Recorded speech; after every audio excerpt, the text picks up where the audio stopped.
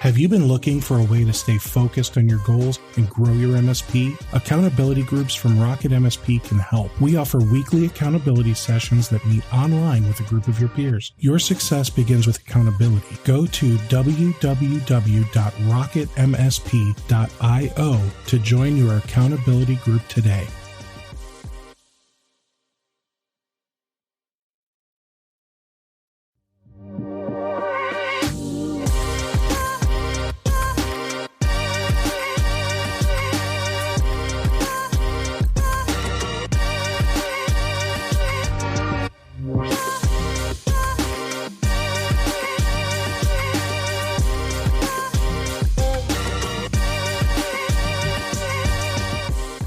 Man, I was really excited because I thought like, oh man, Ryan's got intro music to play for us. Nope. I accidentally pressed play on my computer. Nah, so, I've done that before. You're like, man, that's cool. Where'd that? Oh, that's me. They're like, that's my playlist.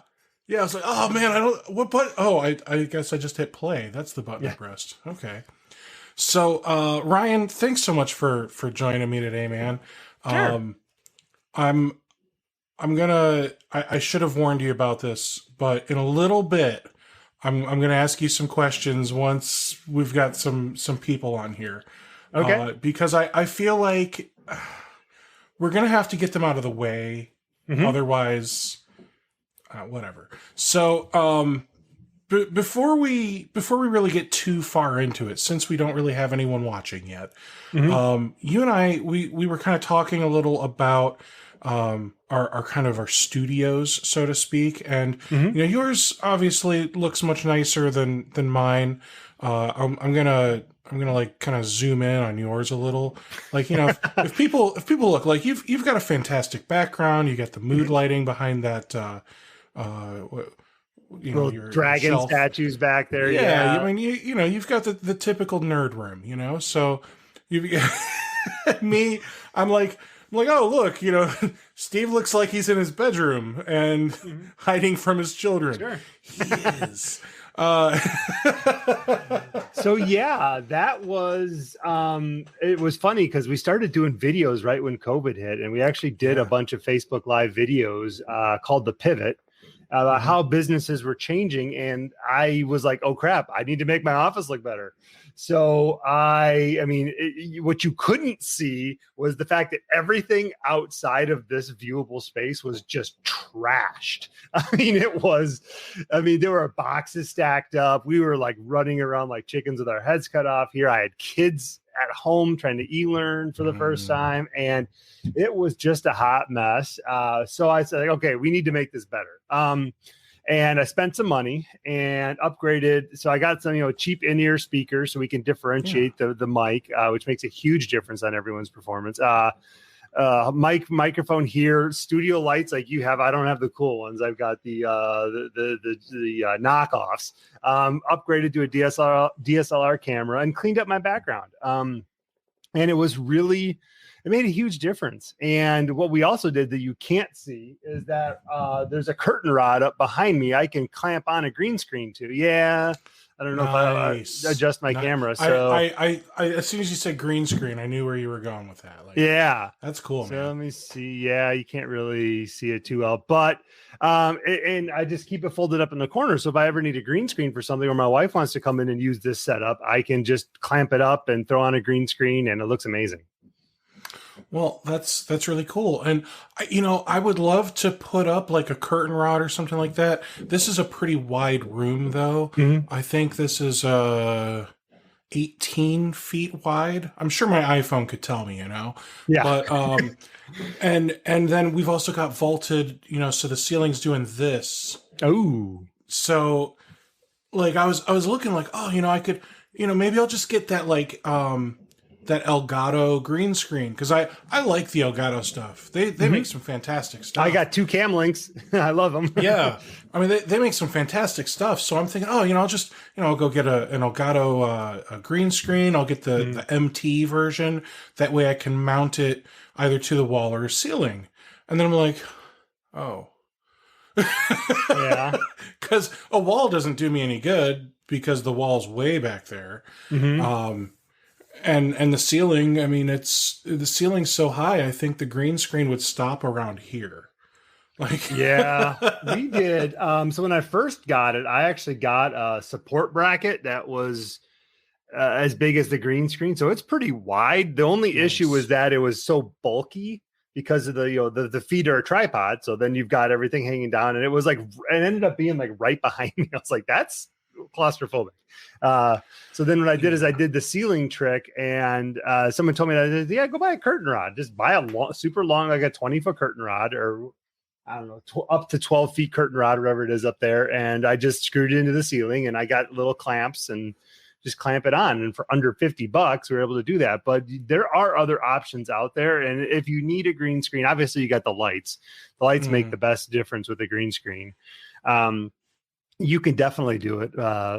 And just for those times when you need a green screen.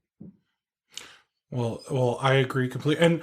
And for those of you that are just joining us, we are live right now. It's 9:05 on Wednesday. Is it Wednesday?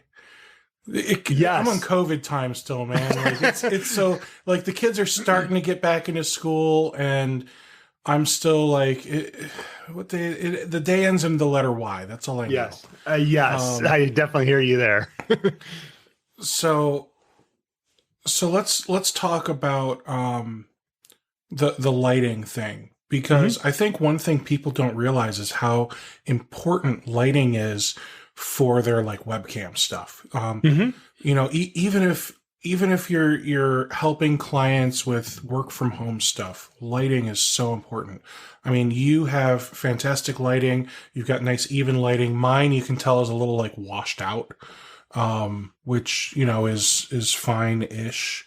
I can't even think of the name of the app right now. Control Center. So if I open up my Control Center app. Yeah, that's the thing too, is what is the screen? The lighting is one thing, but then what is the screen doing in front of you that's being reflected, especially as a fellow glasses wearer. Yeah. And then maybe I'm like, oh, so, it looks very blue on my glasses. So maybe I should change my light color to yellow. But it still looks very blue on my glasses. So yeah, and you look, and now my shirt looks washed out. Yeah, you definitely went red on us too. Yeah, so it's it's interesting, all these different things that you can do with lighting. And see, if I turn my lighting down, the one thing that drives me nuts is this Logitech camera. I wish the camera could stop it. Like, just stop screwing with the auto adjustments and all that. Like, just let me manually control it like I could with a DSLR. Yep. I would be so much happy. And I know there's some apps, like I know there's a webcam settings, and there's a couple other apps for Mac users, because the Logitech app sucks. But I the webcam settings app crashes on me half the time, so why would I want to use that? So yeah, I mean, that's my frustration. And I've got a nice DSLR. I've got an A6400. Oh yeah. I wish I had a different lens. I've got two lenses. One's a 35 millimeter, and it makes it look like I'm this close to you, and it's really uncomfortable. Like it's awkwardly uncomfortable, right? And then I've got the other lens, which is, I want to say it's a 17 to 125 or 19 to 125. That one will be close. At 17 will be good. It is, but the f-stop, it doesn't open up enough. It's not a fast enough lens. So because of that, I don't get a blurry enough background. And I'm like, I'm not going to set up all this crap for something that I tear down and use every weekend. I'm not going to set up all this crap for it to look about the same as my Logitech. Honestly, my Logitech sometimes looks better than my DSLR, just because my background's so lame. Like, yeah, and a lot of that is the controlled light. I have no lights on behind me, or I've just got my two studio lights on here, but the lights are off behind me. And I've actually got a window right here with a window with a room darkening shade on it, because that was throwing everything off too. Yep. It'd be like, oh, it got sunny. Then all of a sudden my face would go real dark, and then it'd come back and it'd be like, And so that's what I mean when I say light is so important, and people don't realize how important lighting is when it comes to, doing on camera stuff. Oh yeah. And I know this probably sounds ridiculous and maybe a little vain, but it is my opinion that if you're running an IT company and you're still doing a lot of Zoom meetings or whatever meetings, and whether they are quarterly business reviews or checkups or whatever you want to call those, right? Because I know some people don't like to call them QBRs because maybe they don't do them quarterly or whatever, or maybe you're meeting with prospects. I think you are doing yourself a disservice if you have shitty video. That's the nicest way I can say it. I think I don't think that our prospects and our clients expect us to be, movie production companies, but I think they expect us to have something that at least looks as good as what you and I are producing. And again, I don't think I'm producing anything that looks all that great because my background sucks, but because of the lighting, you can at least see my face. Everything looks crystal clear, high definition, all that good stuff, right? So I think that's really important. And, since you and I are Apple nerds, I can do things like this. Hey, Siri, get to work. Hey, Siri, go live. And there we go. So I've literally got a setting on my lights where it puts it at the right temperature and the right brightness to where it looks the way I want it to look. And you're probably like, Steve, you look really pale. That's because I don't go outside. I'm allergic to the outdoors. Okay. So yeah, and then I've got, because these are Elgato key lights, you would think that that's why I'm able to control them with, that lady in the phone. If I even say the word serious, half the time she thinks I'm talking to her. Oh yeah. They're not though. They're not compatible with HomeKit. So I ended up getting a Raspberry Pi and I installed Homebridge on it. And Homebridge has basically like various plugins that allow you to integrate non-HomeKit devices into HomeKit. So I've got these lights, I've got all my Ring cameras and doorbell, like all of that stuff integrates into HomeKit now. Even my garage door opener, which doesn't, normally integrate. So I can control it all. And HomeKit, like it sees it all as if it were, stuff that just worked. That's awesome. I got to check that out. I've not played with Homebridge much. It is cool, man. It like HomeKit really doesn't care as long as the device has, the bridge has the appropriate plugins, drivers, settings, whatever, right? Now, the guy that made the Ring integration with Homebridge, he basically said, I'll never set it up to do the secure video because that'll make it so you guys want to stop paying Ring. Duh, why don't you make it? Well, then Ring will change their settings and then it'll break it. And if I just make it so that way you still want to pay Ring, then they won't screw with their APIs too much. Okay. That's reasonable. That's reasonable. I can't complain about that. So, if you just remember that if you want to see the history on your doorbell, you still got to go into the Ring app. But otherwise, you can go into HomeKit and you can see what's happening live, and it's awesome, man. That is very cool. Very nice. So let's talk about something that the people actually care about. Let's talk about some Apple device management. Yes. So let's get some background out of the way. Your name again is Ryan Grimes. You own the company My IT Indie, correct? Yes. And tell us about My IT Indie and what you do there. We started in 2004. We were an Apple-only IT services provider, which was an interesting thing to get into in 2004. That was a terrible idea. I know, right? Who thought that was a good idea? Well, we're still here. There were like 12 Macs in all of Indiana back then. Pretty much. Well, we were doing a lot of residential stuff at that time because Apple was starting to try to integrate things together, and we all know how that goes, and nothing worked. And there was people had big house syndrome, we called it, where they had 10,000 square feet, and nobody did a good mesh system back then. So we were really trying to cobble together airports and make sure photo libraries synced, because there was no such thing as iCloud and all that stuff. So that's how we got our start in this. And then saw kind of the writing on the wall where things were getting easier to do for home users, that we needed to shift to business users. Which was, again, a very hard thing to do because businesses really didn't use Apple products, or it was like the design department of a larger company were Mac users and they needed some assistance on it. So we kind of blazed the trail there. We were one of 3 members in the Apple Consultants Network in Indiana, and I think there's maybe 4 now. So we were really the first Apple MSP in Indiana.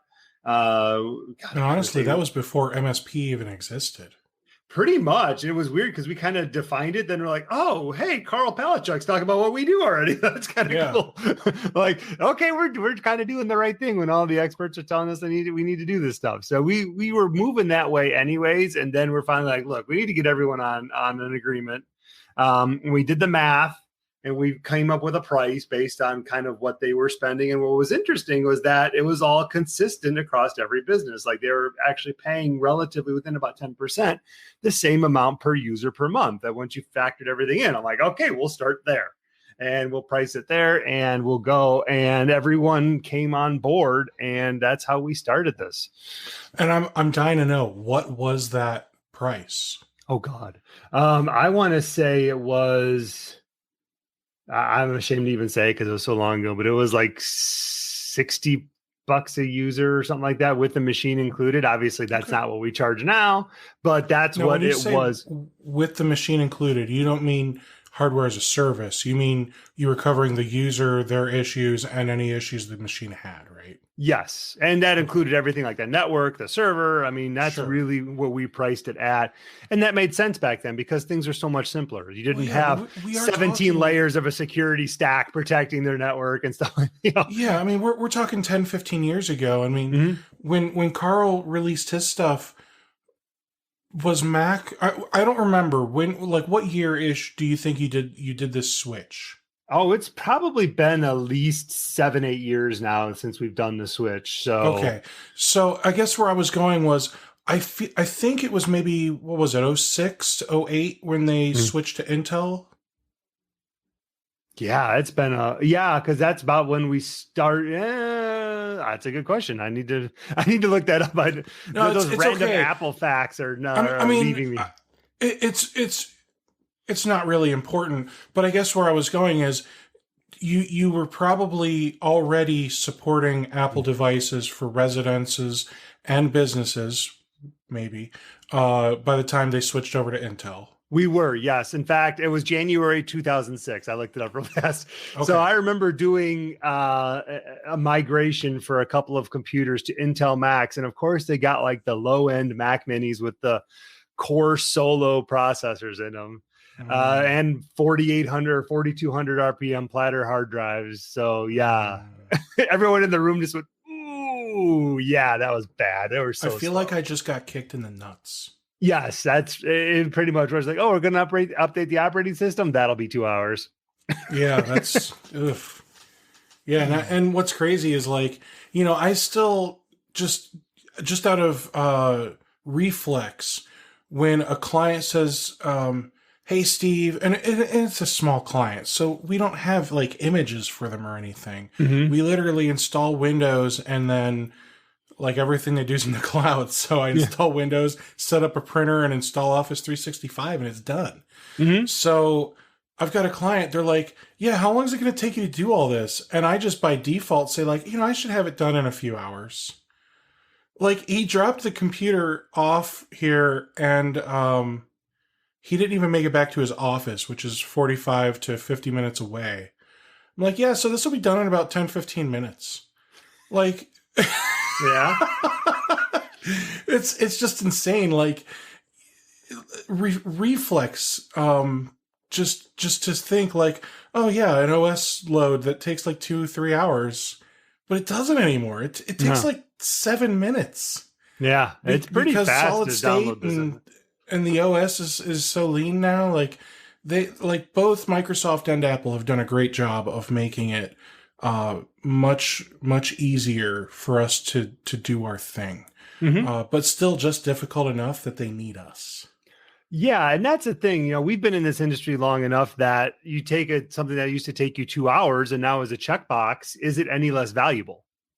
Just because it takes you less time, does it mean you've accomplished less? And a lot of people in the industry are like, well, I'm not going to charge them, a flat fee for an OS upgrade. I'm like, why not? You're still upgrading the operating. So you're still accomplishing the same task. Just because it's a checkbox and you monitoring an RMM platform doesn't mean that you should charge any less. I mean, you back in the day, you had to send a guy out there with a Windows 98 floppy disks. It's obviously a different world now. But attach the value to the task you've accomplished, not to how much time it takes you. Absolutely, and not just that, but think about that old adage.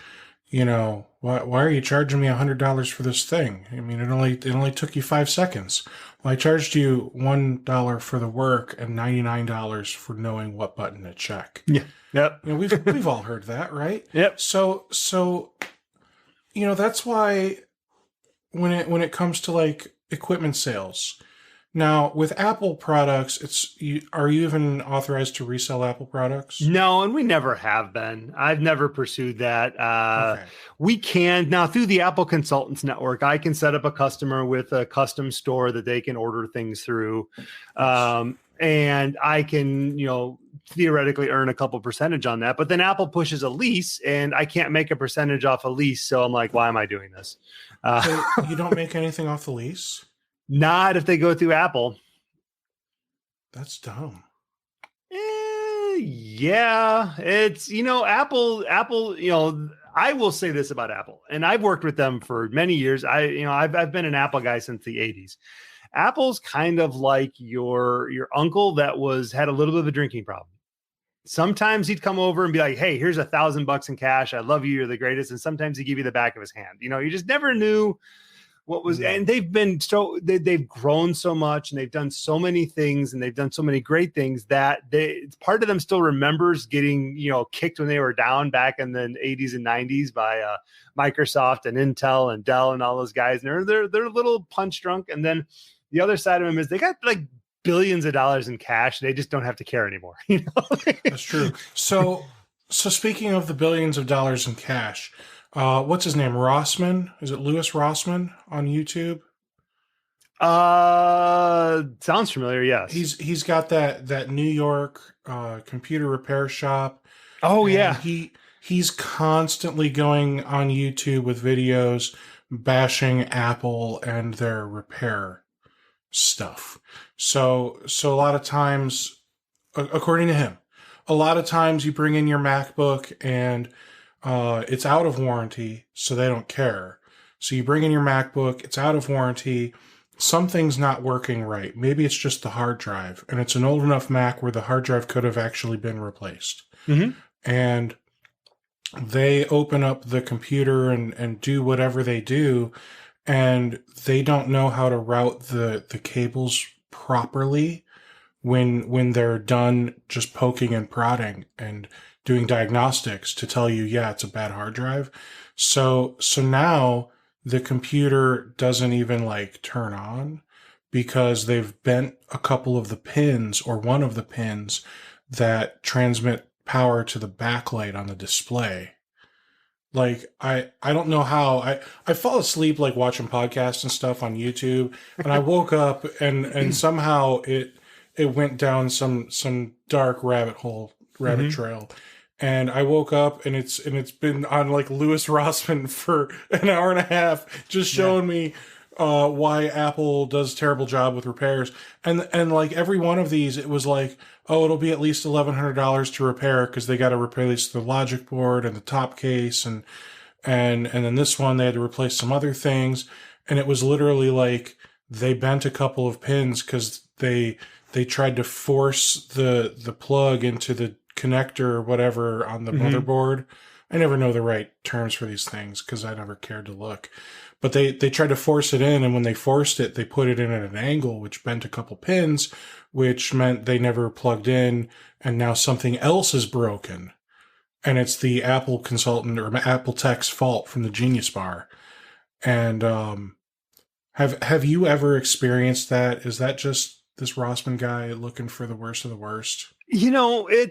We've dealt with Apple stuff for a long time, and human beings work at Apple, and human beings make mistakes. I don't know what volume of repairs he's seeing. We typically don't deal with them. We facilitate repairs either to Apple or to a third-party service provider we use and trust in here in Indianapolis, and have had no major issues with that stuff. Now, we don't do, one of the things we do for our clients is hardware refresh cycles. So we make sure that they're using, more modern computers. So if you're talking about someone with a hard drive that bent cables or something like that, that's typically an older computer.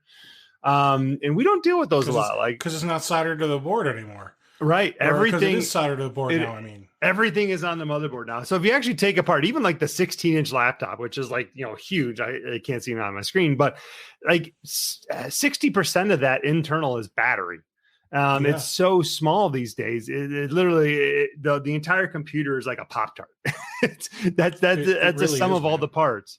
And when you get that small, you have to have things soldered on. And I'm not defending Apple in any way, shape, or form. I'm simply stating that this is the world we live in now. We need to adjust. And who's going to adjust, Apple or us? Apple will make mistakes. I've always had them make good on their mistakes. Like I had an issue on my brand new M1 MacBook Air. This is a great story. So I ordered one the day they came out, 16 gig, the 8 core, 1 terabyte drive. I'm like, you know what? I want to test this out. I need to figure out what this thing does. And I've wanted a smaller computer. I was using a 16-inch MacBook Pro, 32 gig of RAM, 8 core i9, just like a beast of a machine. But it was heavy. And if you're carrying a machine around, that thing was a tank.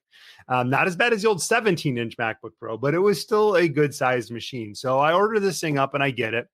I'm using it as a laptop. It is smoking fast. Like I'm doing benchmarks compared to my fully loaded, less than a year old $4,000 computer, and it just smokes it. Mm-hmm. It's so much faster for a lot of the stuff I'm doing if you're using native applications or the universal binary applications, which are the ones that are written for ARM64. I'm like, this thing is a monster. And then I plug it into my Thunderbolt 3 dock connected to my monitor and all my great stuff here. And every time I wake it up, it kernel panics and reboots. I'm like, what the heck is going on? So think about, working from home, you come into your office, wake up your computer, it reboots. How many times a day do you do stuff like that? And I was like, this is insane. My computer's rebooting like 10 to 15 times a day when I wake it up from just the monitor being asleep. Like the computer is not going to sleep.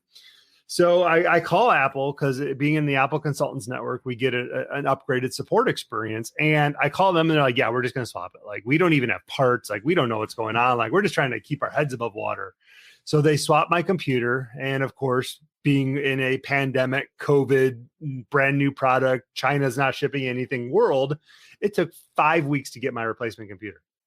So in the meantime, I'm like trying every single fix in the world for this issue, and it's not getting taken care of. But I did figure out a workaround here. I'll tell you what it is in a little bit. But I mean, I've been dealing with this since November, and it's now into January. I get my brand new computer, get it set up, plug it all in, and it does the exact same thing.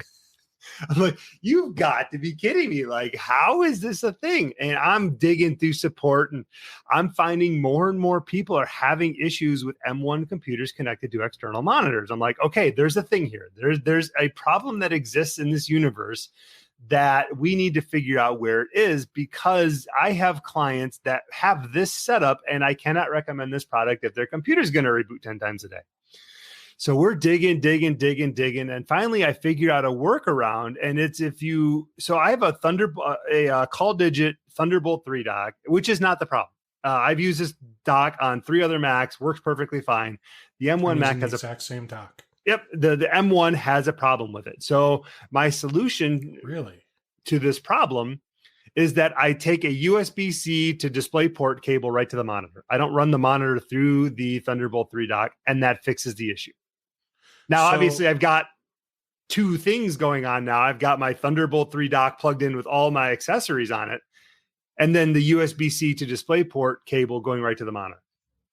So let me tell you, I'm gonna shuffle some things around here. Yeah. I did a thing a week and a half ago, and I had to take my MacBook into the Apple Store and do some repairing. Mm-hmm. And they're like, yeah, it'll take, a couple weeks. Mm-hmm. What? So what can you guys do for me while I'm without a computer? Because I use this for work. Nothing. I'm like, are you guys shitting me? Like, remember that thing I said about Apple not understanding business? Yeah, well, here's the crazy part. Did you know that Apple has an Apple Care Plus for enterprise or whatever, and that they have on-site support stuff? They do. They just don't advertise it. Yeah, so I didn't know that. Otherwise, I might have considered it. Are you able to tell me anything about it? How much does this stuff cost? It's expensive. It's really expensive. For the Apple Care for enterprise is like $15,000 a year. I mean, it's a lot of money. So you're paying for a fleet of Macs. You're not able to just say, here's $550. Give me on-site support for my one single Mac. So traditionally, Apple has provided hardware support to machines that are not portable. So if it's a Mac Mini or a laptop, they will request that you bring it into the store unless you have extenuating circumstances. That's from back when I dealt with this on a much more personal level. We don't do a ton of hardware anymore, so this is what I'm remembering. Now, if you had like an iMac or a Mac Pro or anything like that, they would come to you to fix it and swap parts out. But that was you kind of had to ask for that, and they didn't offer it because obviously they have to employ an outside resource and make sure that they're covered and all that stuff. So even when you pay for the one that includes the on-site, they really don't want to do the on-site. Is that what I just heard? It depends on what model you have. Now, I haven't gone through the legalese of all the Apple Care documentation recently. I should probably do that. But I need you to be an expert on Apple Care. Yes, please, no, because it changes every day and it's terrible. So what they have done is they've facilitated repairs, and you can. So what computer was it you were looking to get fixed? So let's put a pin in this for now. Okay. We'll come back to that. Okay. Keep going. It's a MacBook. Okay. That's all you need to know. Okay, it's a MacBook. So what they can do is they can actually overnight you a box, and you can drop it. You can put your computer in the box, and you can send it to them. And I've had great luck doing that, and we've had computers back within 48 hours. Yeah, so they did get it back to me relatively quickly. I dropped it off on a Monday. I had it back on a Thursday. Yeah. And I was at the store. Thankfully, the Apple Store is 30 minutes from me. So I'm not bitching that I had to go to the Apple Store. I'm bitching that they took my computer and shipped it out. Yeah. I would have even been okay with what do they do with iPhones and iPads? They just go to the drawer at the back of the building and they pull out another iPhone or iPad. Here you go, Steve. I don't need the same serial number. Just give me another Mac. Yeah. So here's an interesting story about that. I worked at Apple for a while. I was a genius at Apple about 17 years ago. And we were the first store to be laptop certified. And that's when their laptops were a gigantic disaster to repair. I mean, they were so bad. The PowerBook 12-inch, an optical drive, was a 2-hour repair. It was so bad. And we kept getting them in. I was like, our rule, it was funny because if you talk to any of the guys I worked with, the rule was if you checked in a 12-inch PowerBook, you had to take it apart because you couldn't put it on somebody else because it was a terrible repair. So we were in that. So that's when I would I'm sorry. 1 second. Hey Jim, I need you to take care of this customer. My stomach I gotta go. I gotta go to the bathroom. I'll be right back. And now Jim's the sucker checking that computer in, right? Well, that was also when we only had so we were in like a 30-foot wide store, and we had 26 employees total, 4 of which were geniuses. And being a retail shop, you had like one of you on staff. One in the back room at any given point, maybe 2 if it was in the middle of the day. So that was an interesting scenario to work with. So anyways, we get these, we were working on these computers. And one of the things about laptops that we always had an issue with was nobody ever knew if they had backups or not. So like, do you want us to back up your stuff? It'll be like $50. They're like, yeah, no, I've got backups. It's fine. Well, what Apple did was they had a recall on the iBook G4 that required a logic board swap. And it also required a newer version of the operating system than was shipped. Like, it was a major upgrade of the operating system. It was going from like 10.2 to 10.3. Well, so the backups wouldn't work. Well, not just that, but they wiped the drives because it wouldn't boot the machine. Because if you brought it in with 10.2 on it and they put this new logic board in, it wouldn't boot the machine. So they wiped the hard drives, and which you technically did authorize because you checked that box that said I had backups and everything was good. That was like a month of disaster when all those, we had like 20 or 30 computers out at that time at Apple getting fixed. Cause that was our overflow, was sending them into Apple. And we were just like, they're going to all be wiped when they come back. We're going to have some severely angry people because you and I know, hey, do you have backups? Oh yeah. I got backups. Yeah. You don't have backups. Well, I actually have backups. And I said, actually, you know what? Tell them they should just wipe it. Send me a fresh install of Big Sur, because this is running the Catalina to Big Sur upgrade, and I've installed a bunch of crap that I don't need anymore, and I'm sure something's broke software-wise. It's just wipe. They sent it back. The thing has all my stuff on it still. Like you guys, come on. Yeah. It's a complicated system. There's a lot of people involved, and not everything goes smoothly at all times. Typically, they do whatever they can to make it right. Sure. So but, yeah. So here's my situation. I had what some people like to call a spicy pillow. I had a bulging battery. It was great because my laptop would just like wobble on a table. Oh, nice. So I was typing, and it was like, when you're in a restaurant and the table's just a little off balance, and then you're like talking with somebody and it just keeps wobbling the whole time. Well, that's what my laptop would do as I was typing on it. So they basically, and I also had, some keys were starting to not work right. And, just the typical, cause it's a 2018 i7. I didn't bother with the i9 because all the reports basically said the i9, it gets so hot, you can't actually get anything out of it anyway. Yep. So why bother? That is a true statement. Yep. So I went with the i7. I got the 32 gigs of RAM, and I got the terabyte solid state. And it was, like I said, it was a 2018 model. So it had the stupid, what were they, butterfly keys or?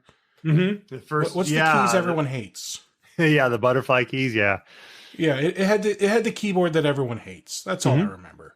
So they replaced basically the keyboard, the mouse, the battery, and then like the shell. I thought I was getting like a new motherboard, and like I thought they were just going to swap out the whole bottom piece. And apparently they call motherboards logic boards, whatever.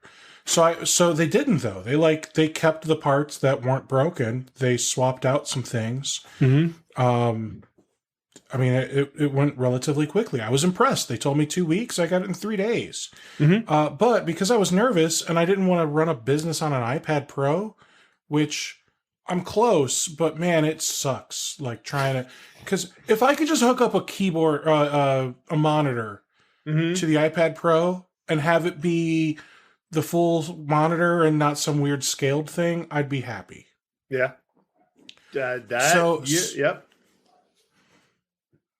So I said, all right, well, since you guys won't like do anything for me, can I buy a Mac and then just return it when my other one's fixed? And they're like, yeah, so here's the thing. I can't tell you that you can't do that, but we'd really appreciate if you didn't. I'm like, all right, well then I'll buy the cheapest Mac I can get. That way, maybe I like it. Mm-hmm. So I got myself this M1, and it's the 8 core GPU, 8 gig, 512 gig solid state. Nice. So, I mean, it was a solid little computer, and there was one thing that didn't work for me. I don't know if I think I had the reboot thing happen to me a couple times. Mm-hmm. But I didn't really think about that, to be honest. Here's the thing that really sucked for me though. Google Drive. I'm a G Suite guy. I'm not an Office 365 guy. I'm not a Dropbox guy. Yeah. I'm I not know an where this was iCloud going. guy. So because Google Drive is they do everything with these old school what Kext type kernel things. They haven't updated their stuff, so it's just not supported on Big Sur or on the M1. I'm not It's entirely the sure M1 which. specifically. Yes, I know all about this issue. All right, so tell me, are there any online storage solutions that work well with Big Sur right now? Anything that doesn't utilize. So basically, what the issue Don't is. tell me anything that doesn't utilize that, because I understand that part. Tell me name. I want names. Oh, okay. Ryan. Dropbox. Okay. Dropbox works perfectly. OneDrive with SharePoint works perfectly fine. Okay. We've had good experiences with those. Box and Google Drive file sync are the two big ones that are not working. Okay. They utilize the same underpinning technology that they knew about for 8 months that would not work, and they didn't get an update out the door that would work. So basically, it's any cloud file sharing system that mounts a drive on the desktop, like Box and Google Drive does not work. And I gotta say, and I'm told that if you install the latest update of Big Sur, you can at least get, what is it, Google Drive backup and sync working. It's the Google Drive file stream I want working, because I don't want it syncing things to my computer. I loved that it would just, temporarily download things and then upload them back and then get rid of them off my drive. And then I could tell it, like, no, I want you to keep these couple of folders local at all times. Yep. So Dropbox doesn't do the mounting as a drive thing. Mm-hmm.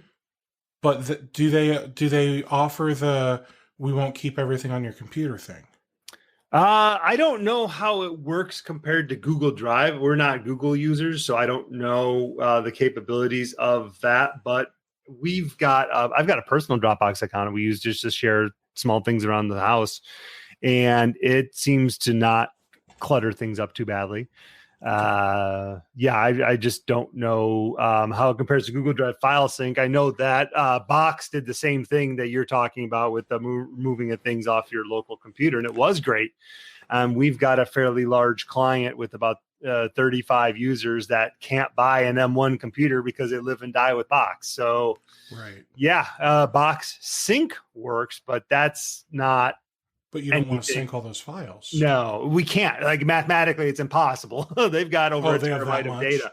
Yeah, because they've got it's a law firm, so they've got all their case files in there and discovery documents and all that. So they keep all that in Box, and there's a lot of data in there. We just can't store it locally. And Box Drive has traditionally been a great solution for them, but we can't buy new computers. All right, so you open Pandora's box, and here's now where I have to ask the tough questions. Okay. With this law firm, do they have any regulatory compliance stuff that they have to adhere to?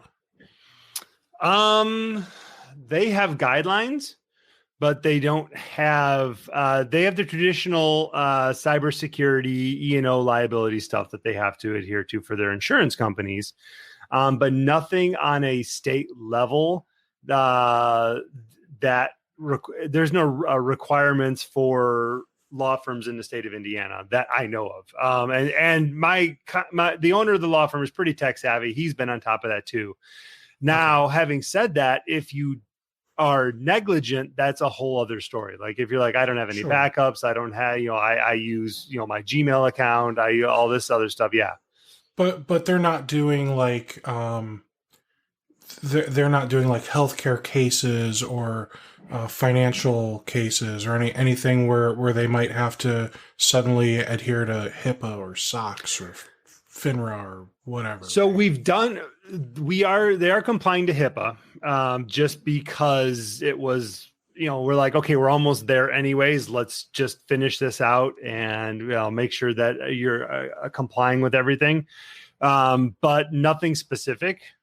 They haven't had requirements. Now they have had clients, inquire, and we provided a document to them that they can give to their clients stating, yes, these are the steps we take, and these are the services we use to secure your data.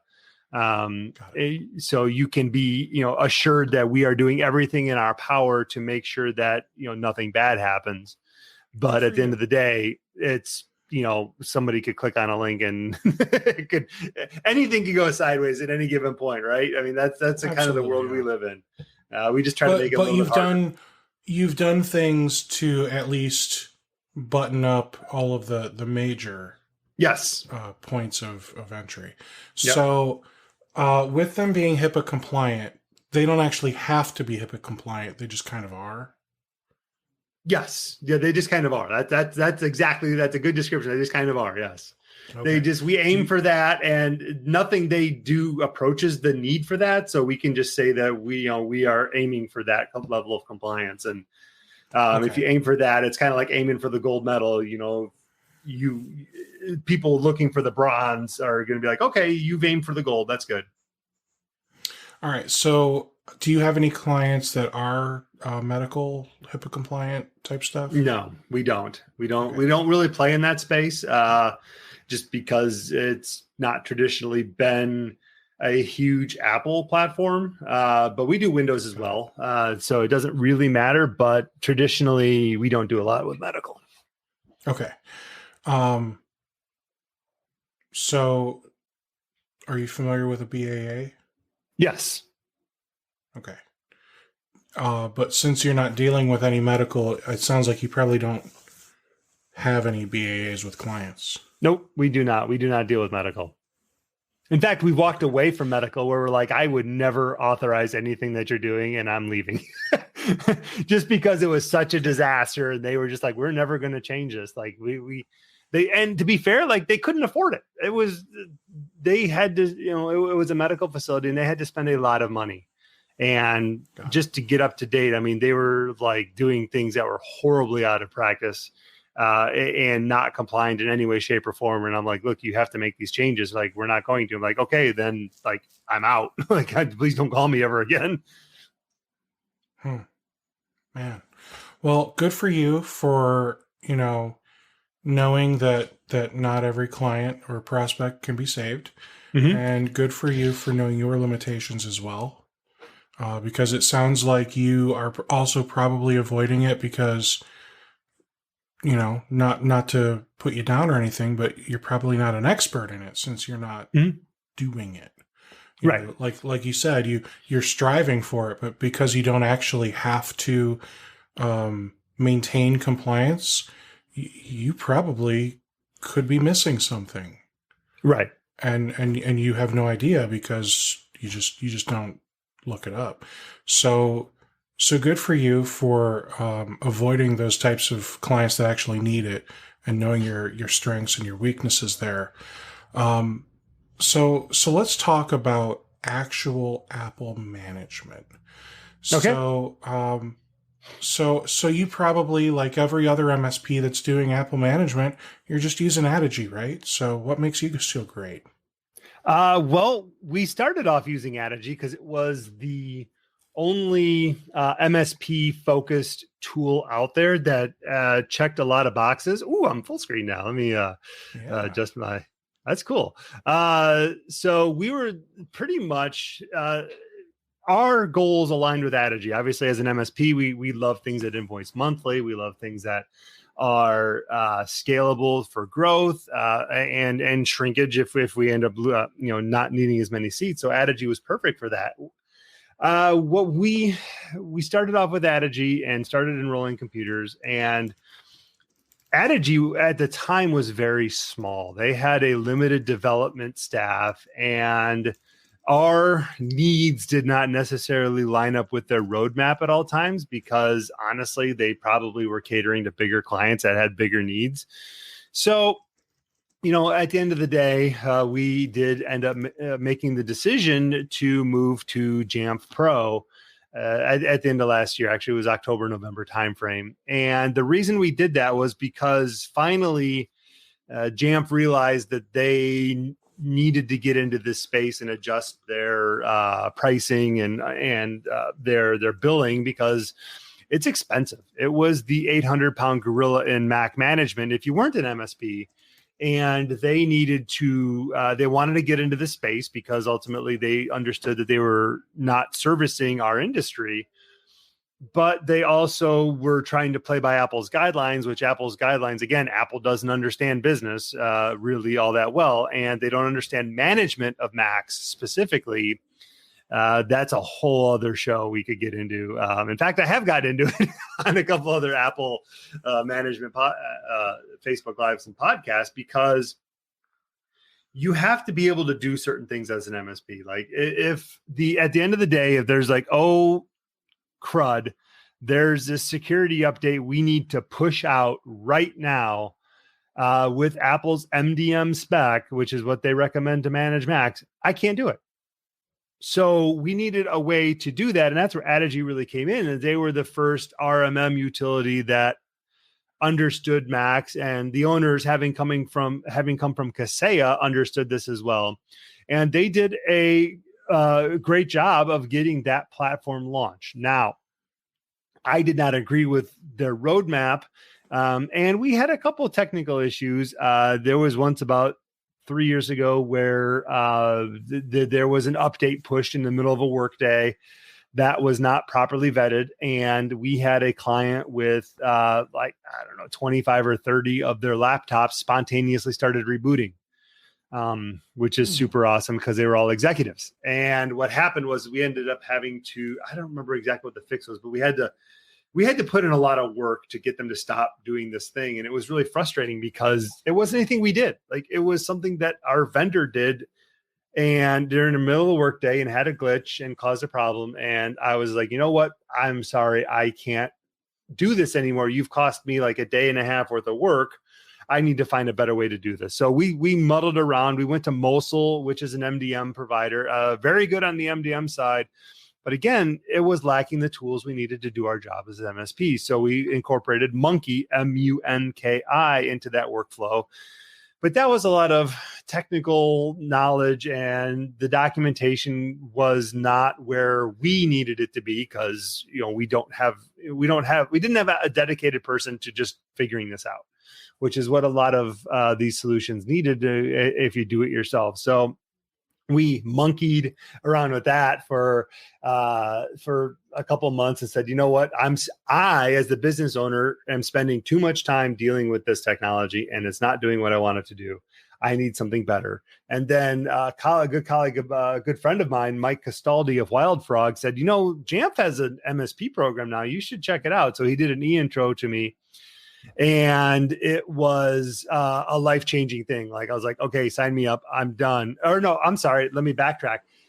He said he went to Jamf, and I was like, okay, I'm going to go to Jamf too. Like, I just can't deal with this. So I paid a full year of Jamf Pro for the machines we needed because they only build annually.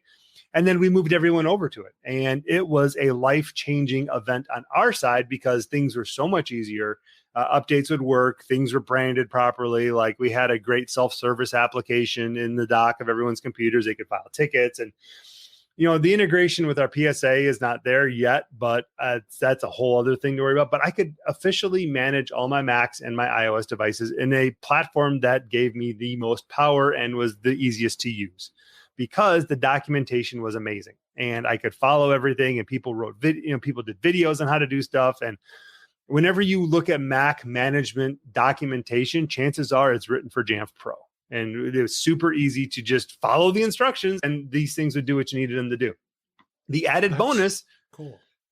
was that they came to me like a month later and said, "Hey, we got this MSP program. You should totally sign up. It's actually cheaper per month and we bill you per month." I'm like, "Can I get signed up like tomorrow?" So That's awesome. yeah, they came to us, and now I'm saving a ton of money because obviously everything that I put on a computer costs me money, right? So I'm trying to to keep that low, but they have also adjusted it for monthly invoicing, which helps out MSPs getting started. And the only downside to it, and I don't know if there's going to be a fix to this because it's actually an Apple issue, is they're not multi-tenant friendly. I mean, it'll work kind of, sort of, but not as amazing as you want it to work. And there's no PSA integration that I know of to Autotask PSA.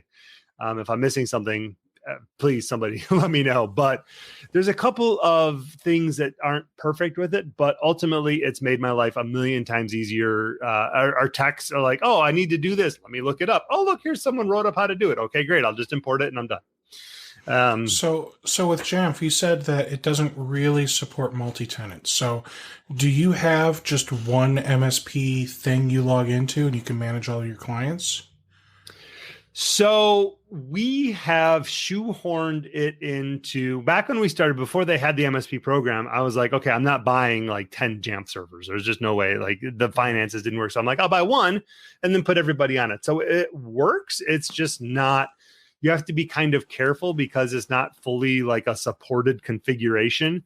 But you can tie in multiple Apple Business Manager accounts to it. You can tie in multiple VPP for app purchasing. You can tie those in and direct them to the correct client. It's just not, it's not as nice as Adigy's interface was for a lot of this stuff. And I'll be honest, Adigy did a really good job of the multi-tenant side of this. It's just, that's not what Apple wants you to do. So these vendors are kind of like, okay, do I listen to Apple or do I listen to my clients? Who do I listen to on this stuff? And it's kind of, I'm rather the person I'd rather ask for forgiveness than for permission. So we will make our stuff do the best we can with the things that the tools that we have. So I'm going to try to make this work as easily, because what happens is if you don't have so let's take another step back. Multi-tenant aware means like I can have more than one client in there, kind of like, Datto RMM or ConnectWise, these things work. You have your account and then all your clients are in there with you. So we have what the issue is that with Jamf is that you have to, it's not truly multi-tenant aware. So technically you would have to set up a Jamf server for each client. Now it doesn't increase your cost or anything, but if you're doing like security profiles or any of these things, you either have to program it via the API or you have to manually put them in as profiles and app installs and branding and all that stuff. You have to do it for each one. And that becomes something that can become unwieldy unless you're willing to use the API. But again, we're three people, like diving into an API and configuring it is not something we have a whole lot of time to do. So we don't. So, you said you use Autotask. Mm-hmm. And you said you work with Windows too. So are you using Datto RMM? We are. Yeah. And I think it's a very solid product. I know that a lot of people in our industry are going towards, and vendors are going towards just the per technician and free endpoints. And I've been on Datto for 4 or 5 years now. And like, I have no intention of leaving. Like, it works. It does everything we needed to do. I've not had any issues. We can do everything we need to do as a business. So I'm not looking to remove that as an expense and kind of go the all-in-one route yet, but it works. I'm happy with it on the Windows side. You said that the vendors are starting to go that route. There's only 2 vendors I'm aware of. And there's Atera and Synchro. Okay. Atera, everyone I've spoken with from Atera has not been from around here. In fact, the last time I spoke with them, it was 2 ladies in Israel. Now, that's fine, but I think that some MSPs might have concerns, especially now, about like, where's my data hosted and who else has access to it and that type of stuff. Like, so I have nothing against, where they're from or whatever, right? but I know that there are many people that are going to be worried about the integrity and the I can't think of the right word. The sovereignty, I think, might be the right Yeah. word for our data. Mm-hmm. Synchro, they are based out of the U.S. and I'm making it vague because everyone works from home. Synchro has been a home-based company since they started. Oh, So, wow. when the pandemic happened, they just woke up and like, oh, okay, it's Thursday, like whatever, Yeah. because they already worked from home. So, and I keep forgetting that, but then Crystal Hankel from Cinco, she and I have been doing a lot of these podcast recordings lately, Mm-hmm. and like every time I connect with her, she just does like a little bit more in her home office. And most recently, like she completely revamped the whole thing. Like she painted the walls the synchro color. Like she went all out, man. Like, Wow, that's all she in on that. Yeah. oh yeah, like she had some like custom stuff made. Like so that tells me a few things. Like one, they take care of their people because I know if they didn't take care of me, I'm not going to spend a whole bunch of money I barely have Mm-hmm. to outfit a room for it. Two, she loves that place, man, and that says a lot. When Mm-hmm. she might be one of the I'll call it like founding employees, but at the end of the day, I think she still might just be an employee, right? But Mm-hmm. she's been there since the beginning, and that says a lot to me about her dedication within that Mm-hmm. company. So I would say that between the two of them, it's probably a much easier sell to go with something that we know is American. We know that all of their developers are employees, and all of their employees are here that I recall. I don't remember, Mm-hmm. but I think they're all around here. They might have some that are overseas, but that might be honestly just because it helps them cover a wider clock, and Yeah. it honestly probably helps them save money because reasons, right? Mm-hmm. I would do it too. Um, but I don't think ConnectWise, Datto, Kaseya, is managed workplace still a thing? Like all of these other tools, none of them are like that I'm aware of switching to the pay for the user and get all the agents free. I think it's just these couple of new ones Sure. where And that makes they're sense. I mean, a lot of these companies are still like, who is it? Kaseya loves the 3-year agreements. Like, I am not oh signing a yeah, 3-year agreement if I can find any other way around it.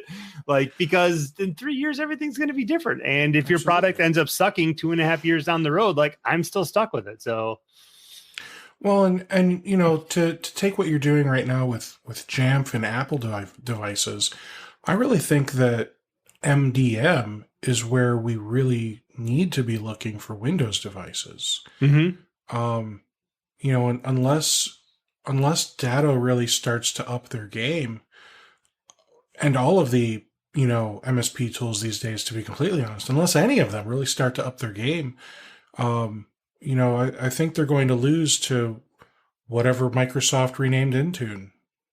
Lighthouse, wasn't it, or something like that? I think that they've got a yeah, the writing's on the wall with this stuff, right? I mean, It I is. mean, Apple bought Fleetsmith; they're an MDM provider, so I didn't know the that. writing is on the wall for this stuff, and that's why it's important for us to not be a commodity. We need to, Mhm. as an industry, if we wish to survive, it's like the computer repair shops. Obviously with the Mac, with Apple and Microsoft, these providers going to all-in-one computers that have everything soldered on, like that's not a thing anymore. Computer repair is dead unless you go to the vendor. So we need to make sure that our expertise is, and honestly, what makes us the most money, because I enjoy making money as much as any other business owner, what those things are is not something that can be commoditized. It's expertise, it's knowledge, it's the relationship with the client. It's a lot of these services that we provide that aren't a commodity. We don't sell RMM. Why? Because silly. Like that's a commodity. What we sell is the business consulting and security that's based on these commodities that can change because, let's be honest, like some of these vendors get bought out, or some of them turn poorly, or they make bad decisions, or they make a bad product, or something comes out. So we can interchange them as needed in order to make sure our clients are safe and secure. And there was a time when all we installed was a Meraki firewall because that's what was the best thing to do at that time. Well, we've got an issue where we can get gigabit internet for really cheap here in Indianapolis, and nothing Meraki sells for under 10 grand can handle that. So now we need a different solution. So I didn't know that. Yeah. I'm not a Meraki guy. I like the Ubiquity stuff, and I don't know. Do you do anything with Ubiquity? We do a fair amount with Ubiquity now. It's been kind of our go-to as of late, and knock on wood, it's been pretty solid. So have you seen everyone complaining that, supposedly Ubiquity like broke everything over the last few days? There was something like the logins broke or something like that. We were busy doing other things. We were doing some phone deployments, so I wasn't really into our Ubiquity hardware as much, but I did hear something about that. It did not affect us because I didn't need to get in, but. Well, it sounds like from what I've gathered, people are upset because Ubiquity disabled the ability for you to use a cloud key with multi-tenant. Yeah. Okay. That's right. And I'm sitting here and I'm completely baffled as to why anybody thinks that's a good idea. Because, I mean, cloud keys are designed to be in a single site. Like, they're not even designed to be multi-site for the same client, even if there is a VPN. Like, I just wouldn't do that. Right. So the fact that some people, it sounds like they're setting up cloud keys like, in mom's basement or wherever they set things up, and using a cloud key as a Unify server. That's a terrible idea. What was that? I said that's a terrible idea. It is, and for obvious reasons. One, Ubiquity just disabled it. I think they might have re-enabled it because of all the pushback, which scares me even more that there was that much pushback that they turned the feature back on. How many people really think this is a good idea? Like, they are not selling these things for you to turn into a Ubiquity server. No, they're not. But like in our industry, like, here's the thing. We charge a certain rate, right? I would consider us a premium service, and we don't get every job because sometimes we're more expensive than the cheap guys. We got guys charging $30 a user now for unlimited support. Like, who can make money doing that? It's the guys selling. People can be doing that. Yeah. It's the guys that are hosting a unified cloud key in their mom's basement that has no recurring cost. And that's how they're managing all their clients' infrastructures with zero cost. Like, we can't offer that level of service because we put in more than that cost is into our clients. So yeah, I mean, that's, and the Ubiquity stuff is fine. And one of the things that I think, I was not a huge Ubiquity fan, because honestly, the firewalls are not amazing devices. They're just, they leave some stuff to be desired. However, they really do. With everyone working from home now, I feel that the security security focus has shifted from the firewall to the endpoints. Because everyone's working from home, it doesn't, for a lot of clients, it doesn't necessarily matter if their firewall is there because nobody's at the office anyways. Like, they're not there. So why are we? And I guess that depends. Does the client have servers on site at the office still? Then we might need to have some good firewalls and the security there. That is true. Yes. But for those considerations, yes. But a lot of our small clients have no servers in their offices anymore. Yeah, and that was literally, I was just going to say, how many of your clients actually have servers these days? A couple. Like, we actually quoted a server for a client, and like, well, we're going to move to the cloud for this one line of business app. I'm like, okay, good. Because like, this is stupid to put a server in for this one thing.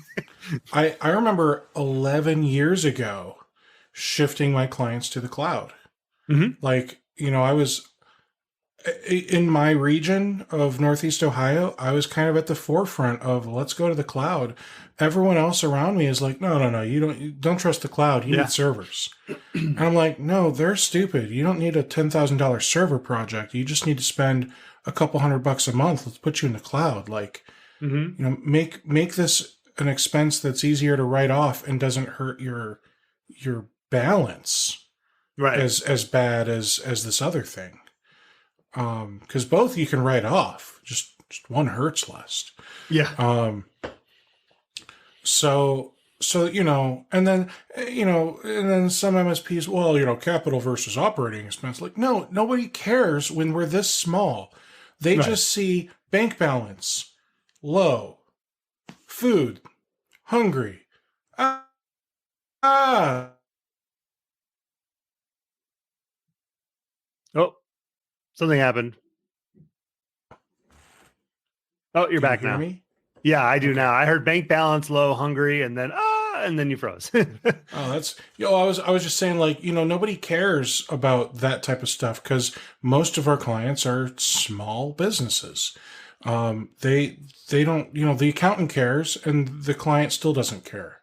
The client's like, yeah, but I don't care about all that, Mr. Accountant. Right. So yeah. So yeah, I get it, man. Like you might have a dozen servers that you manage and everything else is cloud-based. I don't know, I'm guessing. How many endpoints between Jamf and Datto RMM do you have out there? Ballpark. That's a good question because we've been migrating things around and we just onboarded a new client. I want to say we're at like almost 300 endpoints between everything, once everything is said and done. And what are you charging for, I'm going to call it the all-you-can-eat MSP stuff?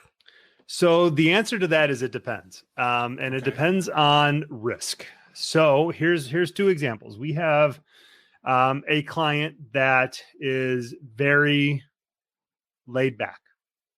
If the Wi-Fi goes out, that's okay. They'll just deal with it. Or they have a new employee starting. Okay, they may tell us, the day they're there and say, hey, we just need an email. It could be a pop email because they don't want to pay for Office. I mean, that's kind of the business that they run. It's very laid back. They are obviously not as high risk as the law firm we're talking about before. The law firm, if an attorney can't print or they can't revise a Word document, that's first off, it's costing them money because they can't get the things done. Second off, it may be in violation of like a court order because if they have to present this documentation to the opposing counsel and they can't, that's a huge problem. Or even worse, if the government, the FBI is coming in and says we need access to these things and they can't provide it, that's even worse. So they are a different price point than the other agency that maybe doesn't care as much about stuff, or if the internet goes down, we'll just work from home today, no big deal. They're all using Dropbox or some other file sharing thing that has pretty good reliability, and they don't care about a lot of stuff. So the answer to your question is it depends, and it depends on what security stack they need and all the stuff we need to throw in there. But we tend to be on the higher end of what is charged, but we deliver excellent value. And that's what I think the most important thing is, because we offer these things. And if you don't want them, that's okay. But maybe we're not the right consultancy for you, because if I can't care more than you do, and if you don't care about a lot of this stuff, then why should I? And if it's the most important thing to you, like our clients that have production floors or attorneys or anything like that, that they're absolutely losing money if anything doesn't work, it's worth it for them to pay us. So it's tough to gauge that, but we are probably at the higher end of what people charge these days. I know we are, because I've seen quotes from competitors that are like a third of ours with all in support. I'm like, they're not giving you the endpoint security. They're not giving you the quarterly business reviews. They're not giving you the hosted DNS filtering for all your fleet. They're not giving you the security updates. They're not giving you the owner's cell phone in case you have an issue. They're not giving you hardware refresh cycle or iOS management. They're not giving you the same level of stuff that we are. So yeah, they are cheaper. Okay. I'm all right with that. Yeah. And you notice I didn't answer your question, because the answer is it depends. But I still want a number. So the range is anywhere, like if you had, so we've got some clients that have a lot of computers. Like, so they would have 10 employees and like 30 computers because it's a warehouse floor. There's computers scattered throughout the warehouse. It's 120,000 square feet of stuff. And there's computers all over the place. So we typically charge around starting at about $30 a computer for us to even have it on the network and manage it. And managing is like Datto and a couple other utilities. For security, I think it's Sentinel-1 and his DNS filter, and a couple of other little things we run there in the background to make sure that the network is being optimized. And then the users typically are between about $50 to $150 a user a month, depending upon what services they want. I mean, that's what it comes down to. Okay. And what kind of SLA they want. So it sounds like you break things down for people to make it a little easier for everybody. So, I know some people are like, oh, it's, $100 a user, but what if they have 12 servers? Right. What if they need Datto BDRs? What if they need this? What if they need that? Well, it's $100 a user. Like, but why? Like, did you just pull a number out of your ass, or do you actually know what your costs are and what your margin's going to be? Mm-hmm. And if this company is going to be, less profitable than this other company because you're just charging the same arbitrary rate to everyone. Yeah. Exactly. So well, they also don't factor in labor. Like, what is it going to cost to support this company? What is your man hours per employee per month? Someone told me yesterday that they insist that you should be including 75 minutes per user per month.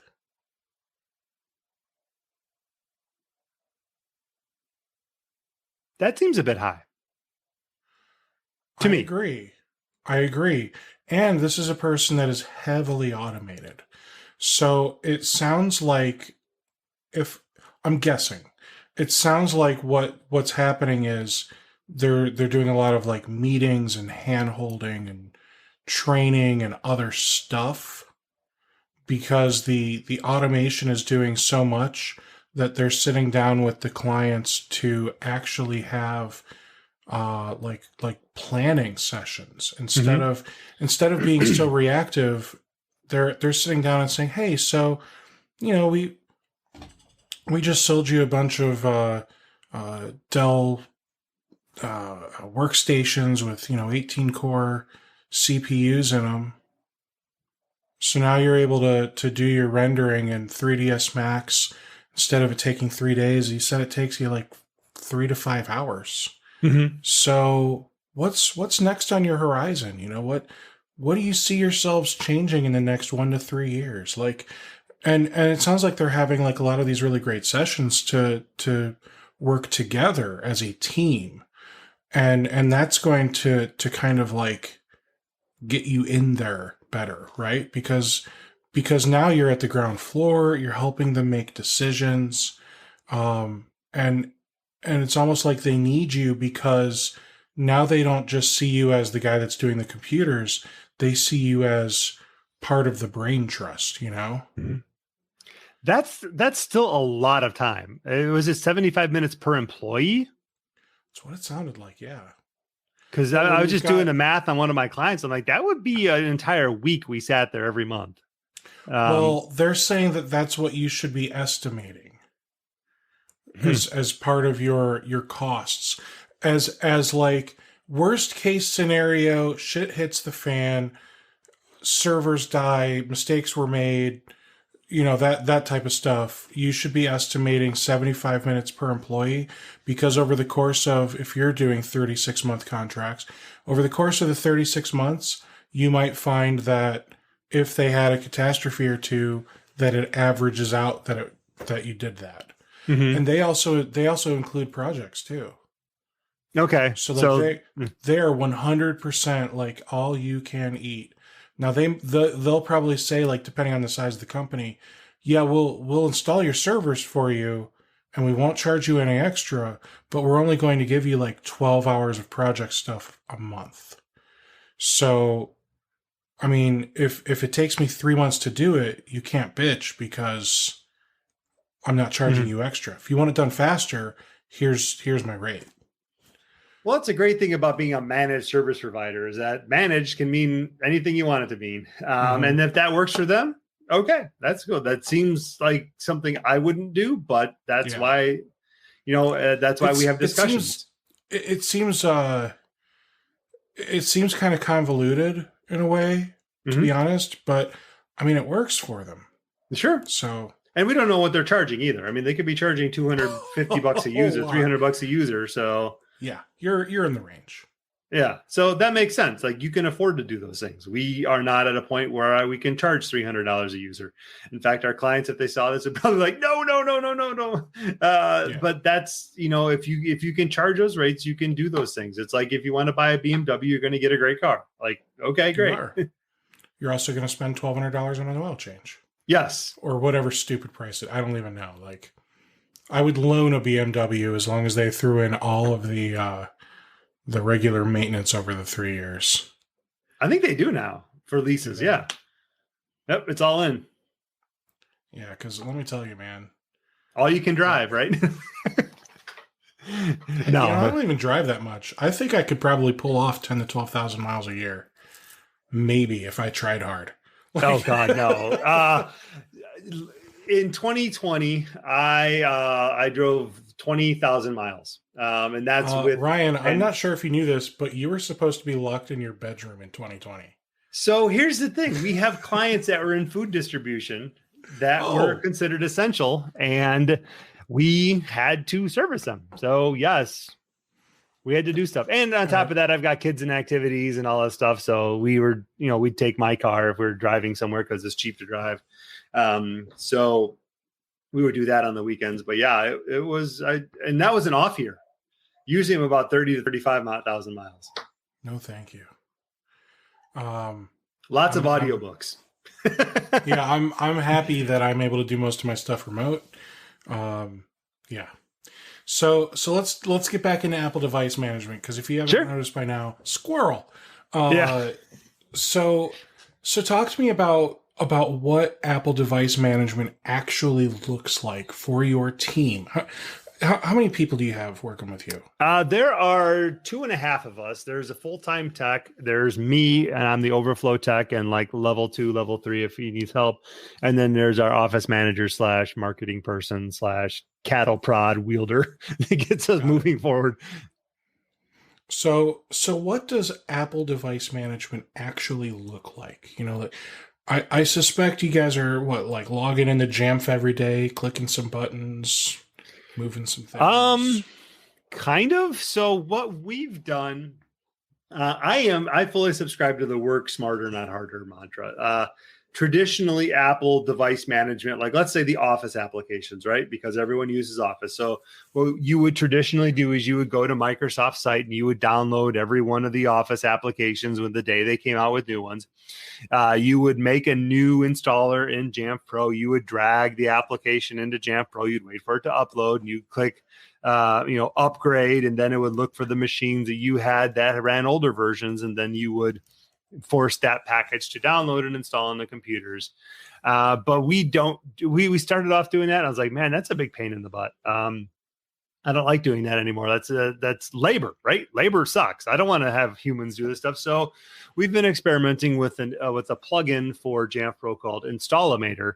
And what it does is it forces the computers, if they meet a certain requirement of the version of the application is a version old, it runs this script based on certain criteria. So one of the things we do is we have them, every time they change Wi-Fi networks, it might run the script, or it might run it every week or two, depending upon the client and depending upon their needs. So what we do is we have it traditionally run when they change networks, because it's usually like, okay, I get to work. Okay, I'm going to go get a cup of coffee, open my computer. Oh, there's an update. Okay, I'll do it.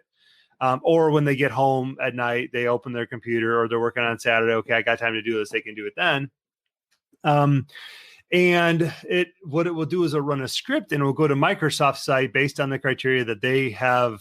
They are not on the most recent version. It'll download the application from Microsoft's site, and then it'll be fully automated, and we never have to touch it. So what we have a patch a patch management aspect. I'm trying to think here. A patch management rule in Jamf Pro where if Office is not the newest version and somebody has to manually update, and that's somebody on Jamf side that does that. So that's where we get that definition from. Then it does all these automated things. So it may say, hey, my IT needs you to log out because we have a bunch of apps to install. Or it could be something as simple as, hey, we're updating your apps in the background. We'll let you know when we're done. Okay. So we try to be as least intrusive as possible because obviously clients are busy, especially lawyers are very busy. They don't have time to do this stuff. They need to bill and work on their clients. So we've done a lot of automating of the stuff behind the scenes. And honestly, like a lot of the apps tend to update themselves, and it's mainly trying to get them to stop doing that, like Zoom and Slack and some of the other apps that they use are apps that will update themselves and kind of get out of control from us. So we try to disable that and handle it all ourselves. But one of the things we're seeing is that things, knock on wood, things don't tend to break as often as they used to with software management. We all remember the days you'd like push an Apple update or there was like an Intuit update for QuickBooks on the Mac that literally erased your desktop and anything on there. So like any documents you had on there, and they weren't just gone, they were super gone. Like they were deleted with terminal and just trashed, and you could not get your data back. Microsoft just had the same things. They lost pictures, everybody's picture folder in one of the Windows 10 service releases. So those things have kind of gone away for the most part. And we don't have as many reservations about running cutting, release software as we used to. Got it.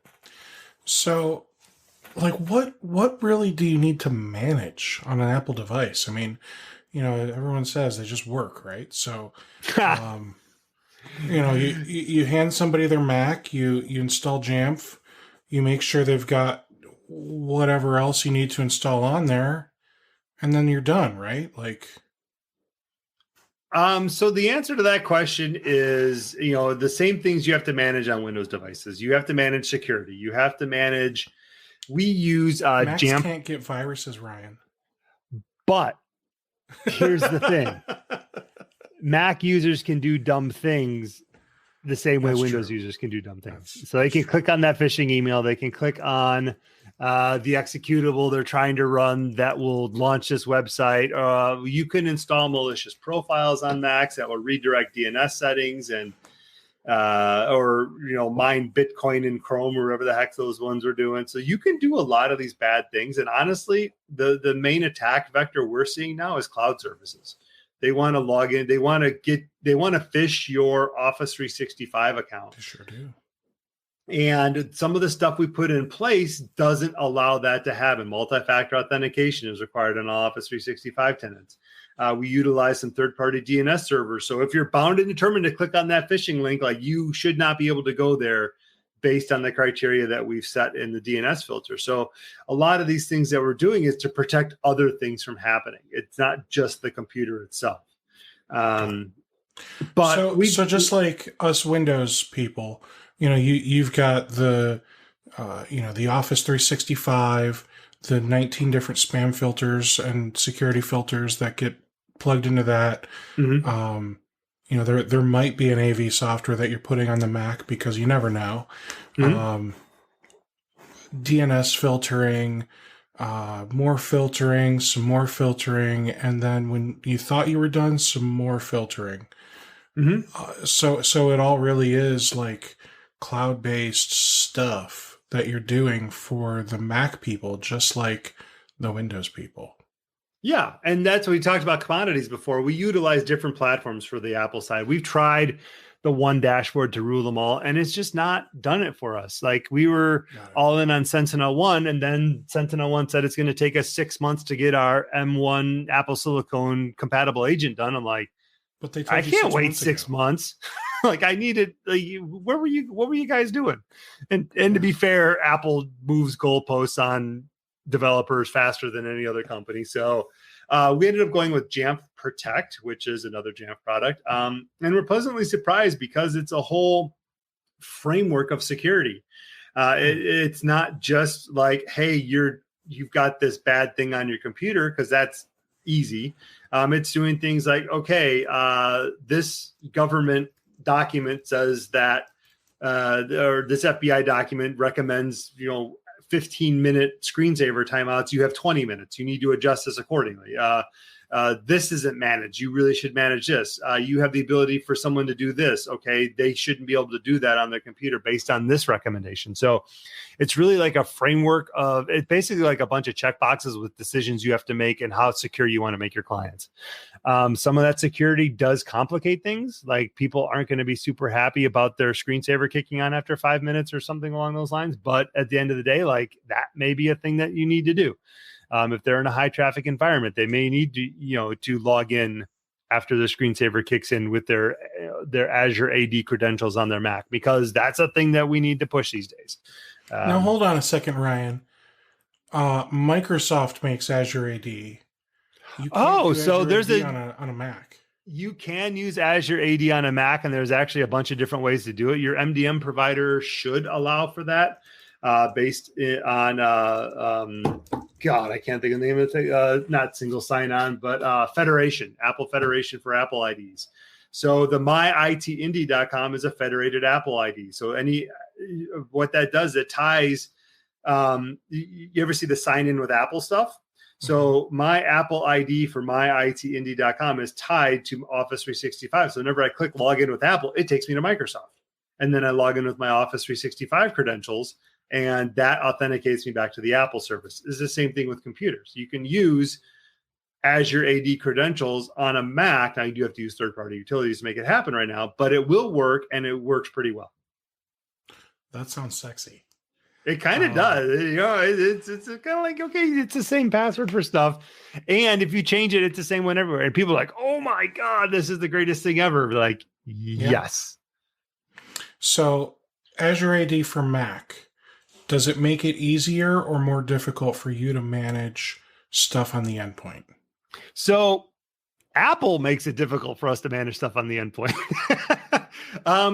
So the biggest pain in the butt that we have is that Apple views a computer as that person's device.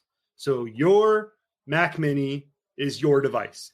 It does not matter that me, as the business owner, purchase that device and want to manage it 100%. My thoughts and prayers don't matter. So here's where we're at. Apple is very big on privacy, and they have made it less than ideal for, if you called me, Steve, and you said, Ryan, I can't get this Word document to work, and I've never remoted into your computer before. We've got to check some check boxes before I can, before I can get in. And it's a large pain in the butt because it doesn't always work. So if you utilize a tool like Splashtop or anything along that road for this, you have to pre-approve those permissions before the user gets the computer. You used to be able to do that with an MDM and with profiles, but now you can't. They've stopped that. So now our technicians, whenever they onboard a person, they establish a remote session to that computer to pre-approve all those things. Otherwise, what you have to do is you have to walk the user through it, and it's not an ideal situation. And I get why they do it. It's screen recording.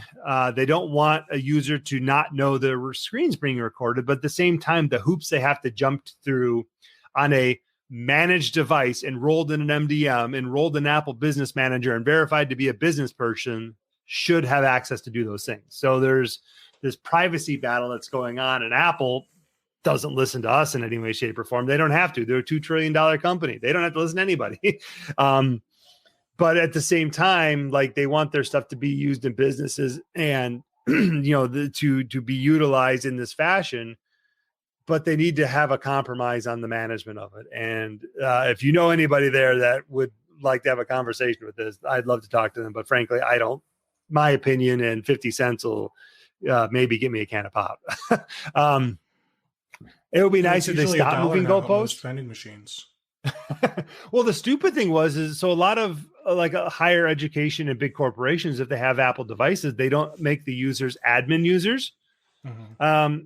which, that's a whole other discussion. We've done admin users forever for all of our users on the Mac side, and knock on wood, have had very zero issues in 16 years. However, I can see where that would not want to be the case, where you have a highly managed environment and you don't want them to be admin users. Well, with Big Sur, it was actually an issue because they weren't allowing standard users to approve the capability for someone to remote in.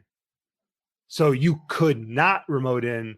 And I know a bunch of my colleagues had to go to bat, and large universities that said, we will never purchase another Apple device ever again if this is not fixed, because I can't support my users. Why would I buy your stuff?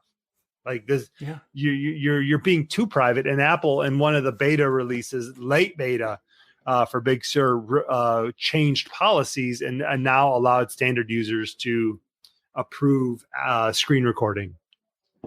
Well, one thing that I got really frustrated with, I might manage half a dozen Macs. So I think you and I are probably on the opposite end of the spectrum. Sure.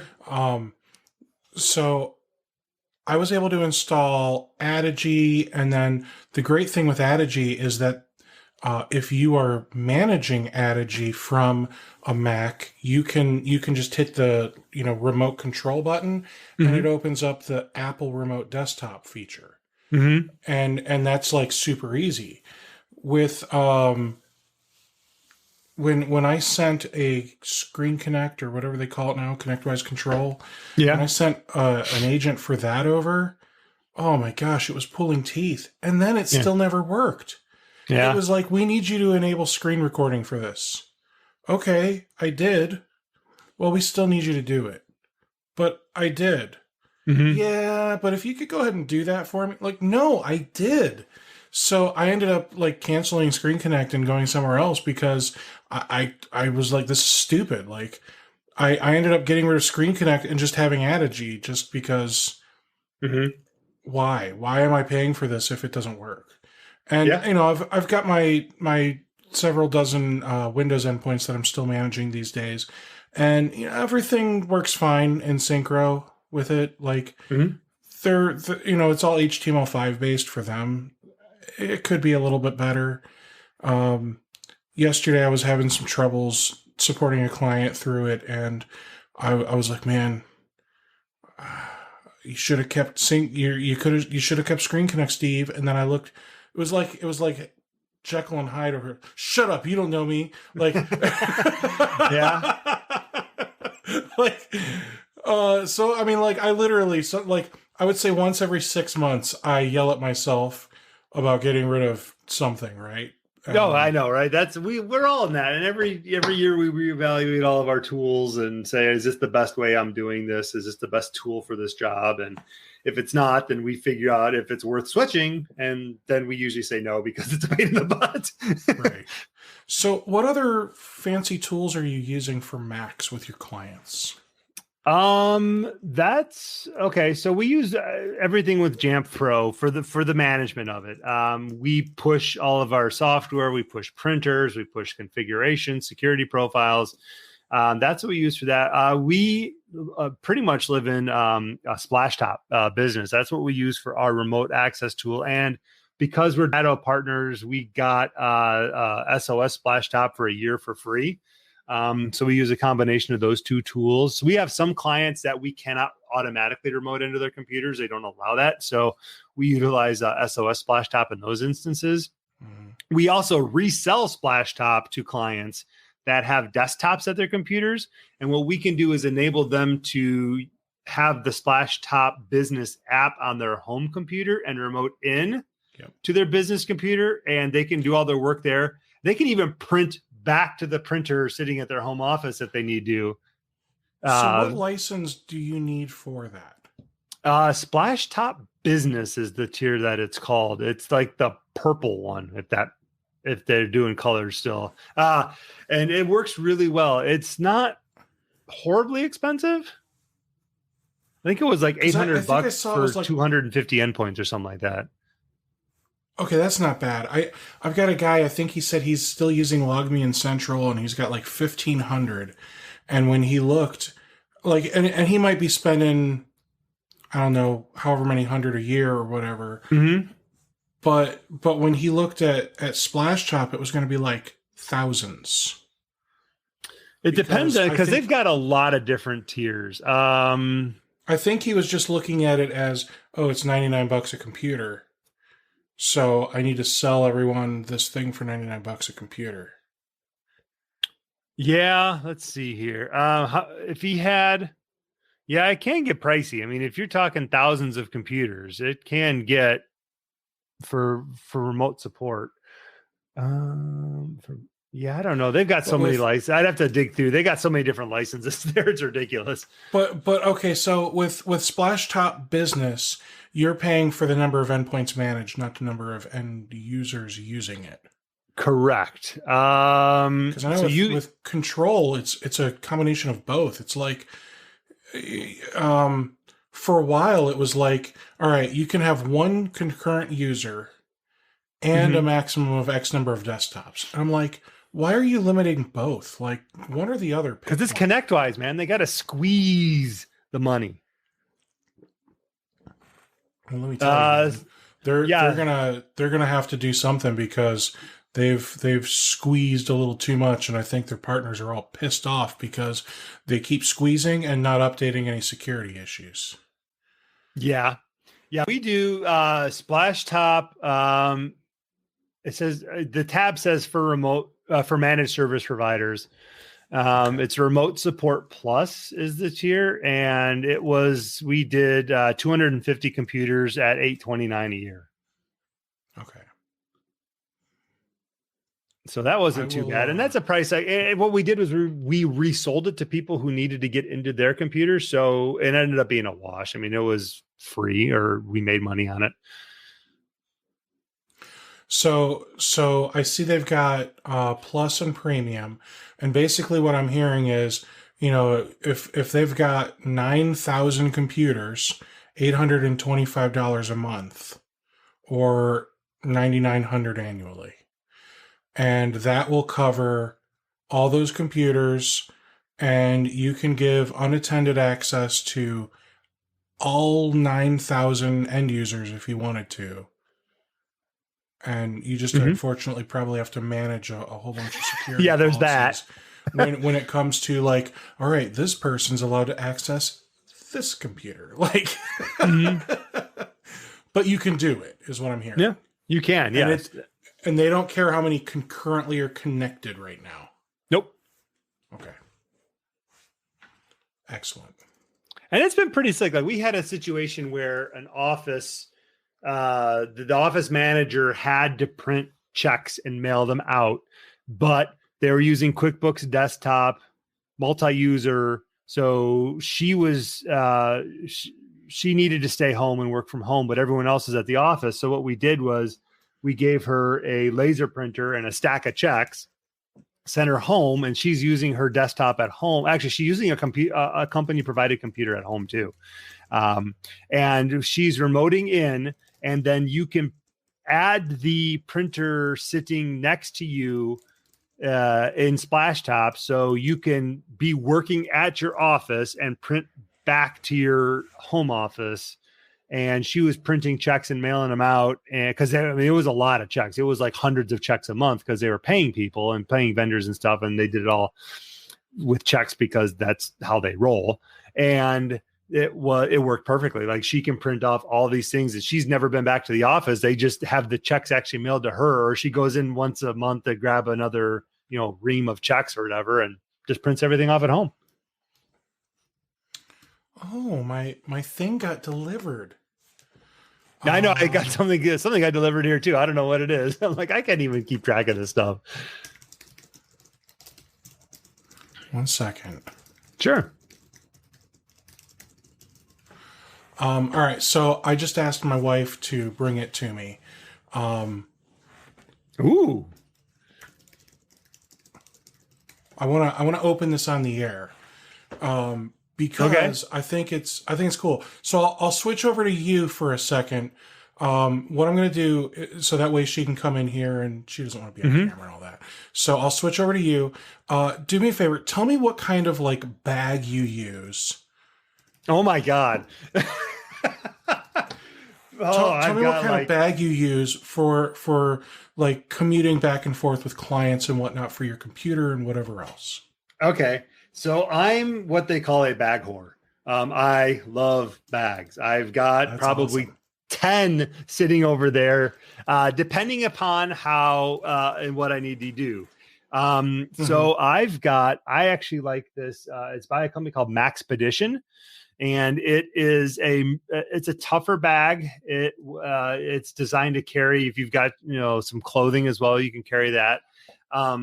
It is also a concealed carry bag in case you go that route, but That is cool, man.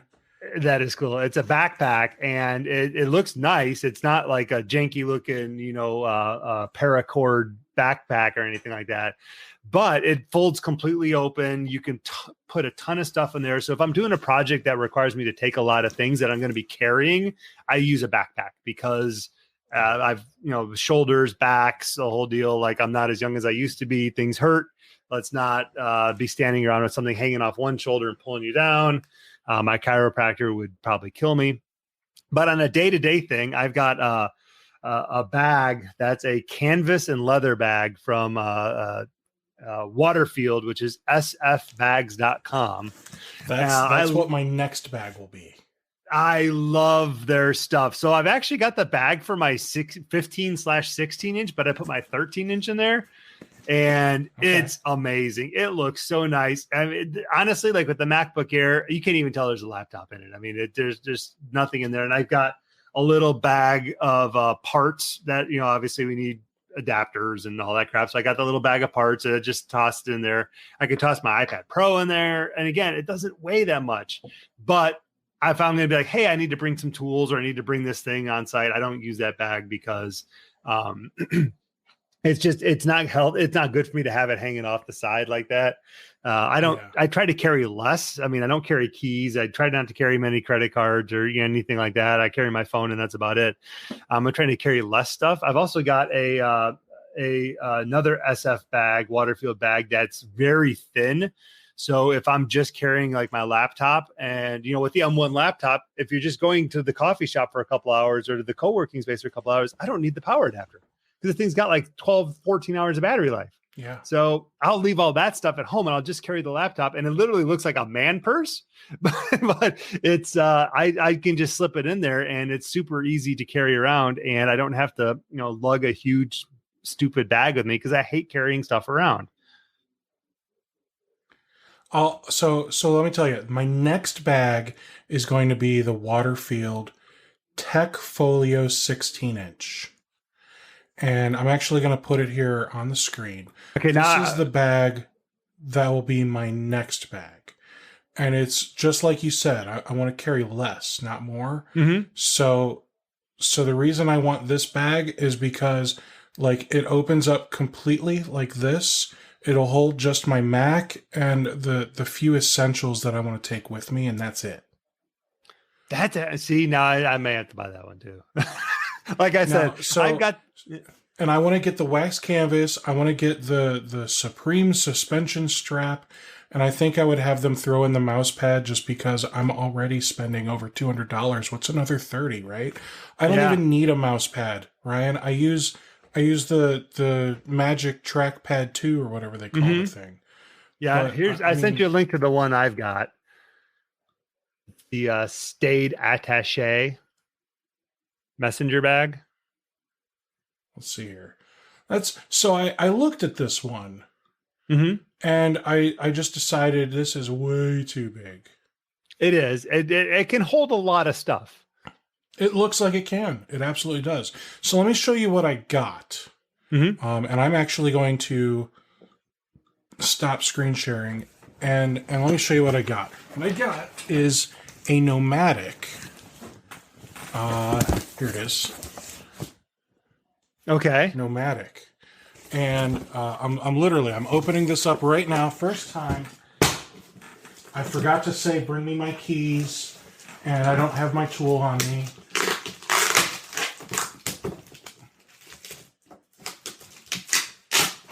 So I don't get to do this like really cool, like those unboxing video guys, right? Yeah. I don't have the sexy knife with me, right? So you open it up, and this is nice. Life on the move. Okay, I've heard of that. It's a backpack, right? This one might be. I can't remember. I don't remember anymore. And then it says, go make your move down here. And then I'll pull this guy out. Okay, they got a bunch of stuff now, yeah. So, like, even this bag is fancy. Look at this. Nice. It's one of those reusable, like, zipper bags. Mm-hmm. They put a bag in a bag, Brian. That's how you know you've made it to the big time. Yeah. When they put your bags inside of bags. So this one is the Nomadic Messenger bag. Okay. It is a 15 liter. I don't know That's how a many big gallons bag. that is. That's a big 15 bag. liters. That's like 7.5 bottles of Coke, right? So you open it up. It does open up all the way here, and it has this divider thing, and then it has another divider thing, and then it has another divider thing, Yeah. and it's got like all this space and stuff. I don't even know what the heck this thing is, but it feels important. Oh, it might just be to fill out this thing inside here. It feels like it has something inside it, though. It does. Inside it is a little pouch. So, Put your glasses and you know in what? I bet that is a sunglasses case. there. Yeah. Because they don't have an actual, like, hard area for sunglasses. Mm-hmm. So I bet you that pouch and box is where you would put your sunglasses. So this thing here is some kind of organizer thing. Yeah. Okay. And then there's the strap. Mm-hmm. And then there's this nonsense. And I'm still just in one of the pouches. So this thing is an additional organizer thing. And this thing is actually the reason I got this bag.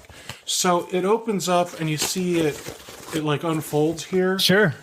And what I'm able to do with this is these unfold, and then it all just kind of velcros together, and it makes like a little box, we'll call it. Huh.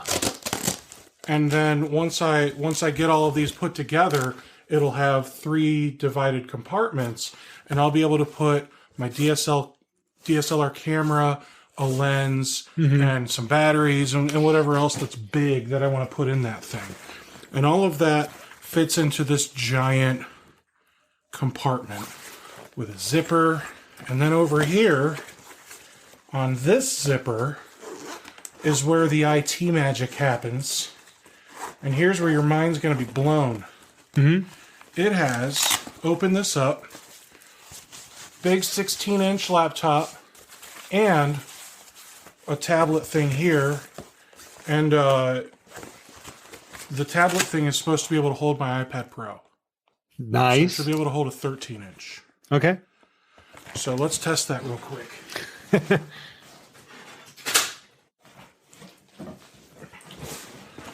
iPad Pro.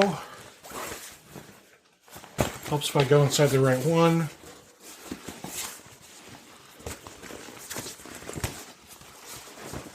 This would be so much easier with a table, right?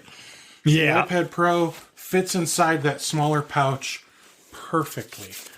And then I still have a big pouch to put my MacBook Pro into. Perfect. So that is why I got this bag, because now on, I talk about it enough, everyone knows. Now when I go into church on Sundays to volunteer, I can take my MacBook, my iPad Pro. There was another spot I can put my iPad mini, my AirPods, all the charging cables, my DSLR camera. I can take all this gear into the church and have it all in one comfortable bag, not all just thrown in there. Yep. And that's the most exciting part for me. That is very We're cool. Yes. Throwing it in there. But my next bag will be that Tech Folio 16-inch, because honestly, that is all I need 4 or 5 days of the week. I need this big bag literally once or twice a week, and I don't want to carry that big thing around the rest of the time. No, that's and I'm sick of I buying totally these. And I'm sick of buying these cheap, janky. Not that they suck or anything, but they just don't serve the purpose I need them to. Like even the nicer Swiss gear bags, like they're nice, but I think it's time to get a big boy bag. And have something nice to carry around and look like a professional instead of some kid that just got out of college. Yeah, and that's that's one of the things. Whenever I go to a conference, like, here's your bag. Like, I don't want a bag. Please don't give me a backpack. Unless like it's a water field. Exactly. I mean, even like the Ogio ones. I mean, they're fine. They do the job. But everybody in our industry, like, look, I don't want to look like a dude, look like an IT guy with an Ogio bag and everything. All the same stuff everyone else has. Like, have some style to it. Absolutely. Anything else that you would like to share with the people, the masses? There's literally ones of them watching. Ones. That's awesome. Ones. You can't even say there's hundreds or dozens. There's ones of them. Oh man, honestly, like, one of the things that after having COVID and getting over it and evaluating things health wise, it's going to be really hard to accomplish your business goals if you're not taking care of yourself. Because your business goals, as you increase them, it puts more stress on you. And you can't argue that. Like, if you have more things to do, it's going to require you to do more. So if your body is not in the shape that you want it to be in, then you need to investigate making the changes that you want to have. Even if you are working from home or you are in a confined environment, there are things you can do. You can change diet. You can start exercising. You can go on walks. There are things you can do to make yourself healthier so that you can perform better at your job. And that was something I really struggled with because I was not doing that last year. We were kind of in keep our heads above water and see what happens with our client base sort of mode. I did let myself go to the point that I needed to make a change in November. I started adjusting my diet and trying to get more exercise. The main thing I did was a diet because that was something I could do without changing my schedule because we were busy. It just required a little bit more planning, maybe bring lunch with or, stopping eating out. That's a huge thing. But bringing lunch with or making sure that you're eating a healthier breakfast, less coffee is better for you. And then I started feeling better and started getting, my health back under control and getting back down to the weight I wanted to be at. But it also gave me more energy and more clarity of thought because I wasn't doing the bad habits that were, dragging me down, eating crap food, perhaps having, too many beers every week or, not getting enough sleep or, doing all those things. And now having gone through COVID and being this and doing these things, it was a changing experience for me because as I was a little bit healthier, I was able to get back on my feet, I think a little bit better. And now that I'm through it, I, continue with eating the things that I should be eating and not having the alcohol was a big thing, but also making sure I get enough sleep. And that has helped me focus and to get things done better and to do my job better. And what my job is to run this company. So we have definitely turned a corner on my ability to get things done, which being the boss is a huge part of what our company does. Like, don't underestimate things that you can control and change that can possibly put you in a better spot to do what you want to do better and ultimately theoretically make you live longer. Awesome, man. And I know there's, going to be the people watching this going, yeah, I would work out, but I'm allergic. It's weird. I start sweating. It becomes harder to breathe. I just have like these weird reactions.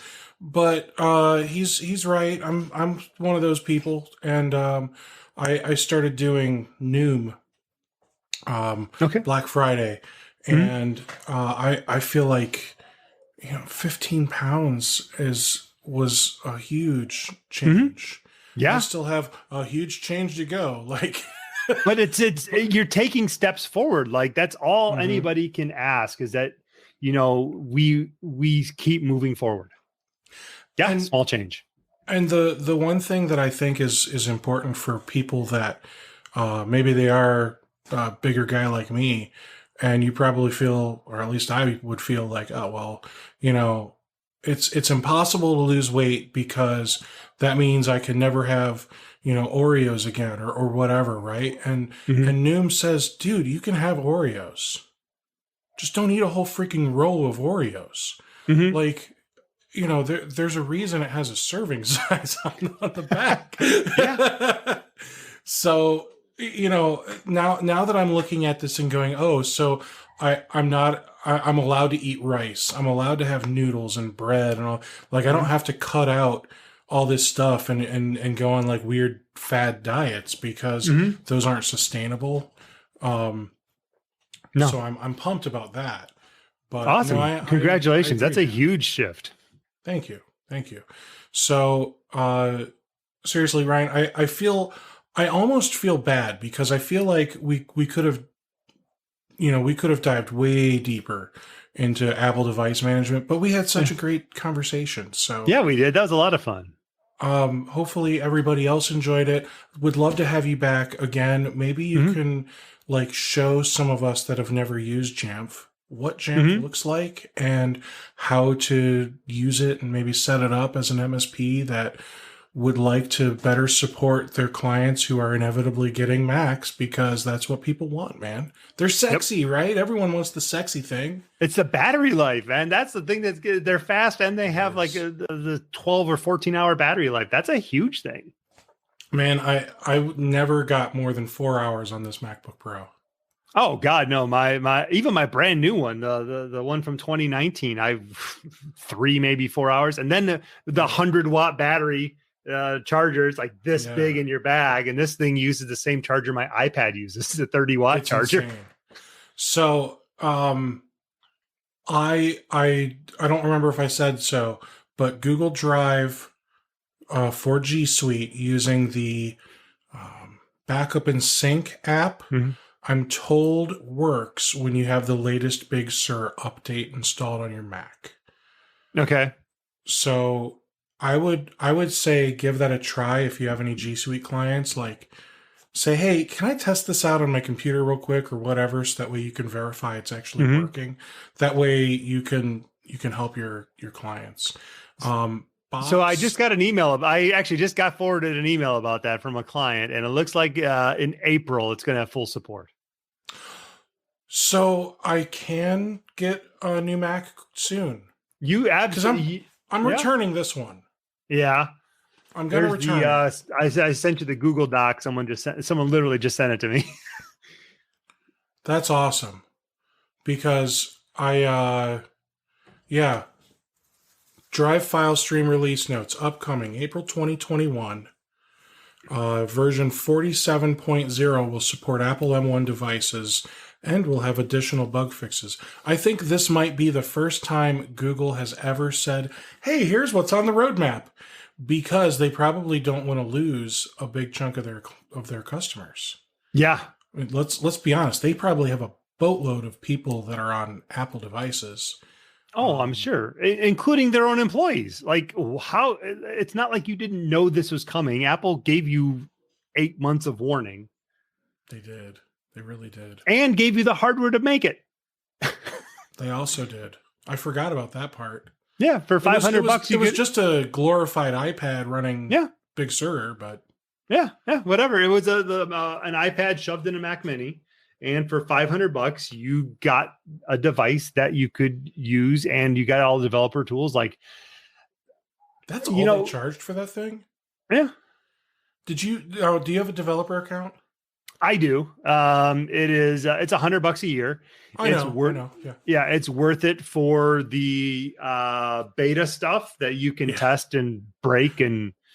And you don't develop anything though, right? No, I can't. The other thing, if you're going to be deploying if you're going to be managing a lot of Macs, get a developer account, because if you ever need to create a profile or a package to install something, you can sign it with your developer certificate, and then it won't throw red flags at the Mac, because that is becoming a thing that Apple's doing more and more as well. Good to know. And then with the developer account, did you buy that $500 iPad and a Mac? I thought about it, but no. I had just bought my 16-inch, and that thing was a monster. It was like 8-core i9, 32 gig of RAM, 1 terabyte drive, the upgraded video card. So that was like a $3,300 computer that my main tech is now using as his, because he has a bunch of virtual machines and stuff that he uses for testing software. So he needed it more than I did. That's the other downside to the M1 is you cannot do any, there's not been any released virtualization tools. So if you have to run VMware Fusion or Parallels and run Windows or any of that stuff, it flat out will not work. Do not try it. It will not work. It's a architecture incompatibility. So keep that in mind. That is very good to know. Yep. All right, Ryan, let's do this again sometime. Absolutely. I'll go sign up, and we'll get it a couple months down the road here. Yeah. We'll do, maybe in a couple months, I'll show you my new Waterfield bag. There you go. That'd be awesome. Yeah, I know. I could. You can teach me how to wax the canvas. Yes, that is true. That's important, apparently. Yeah, I'll put that on my to-do list. That's fair. All right, everyone. Thanks so much for attending, guys. Let us know in the comments if you have any questions in the future, and I'll be sure to let Ryan know on the next one. Awesome. Thank you very much, everyone. Take care, guys.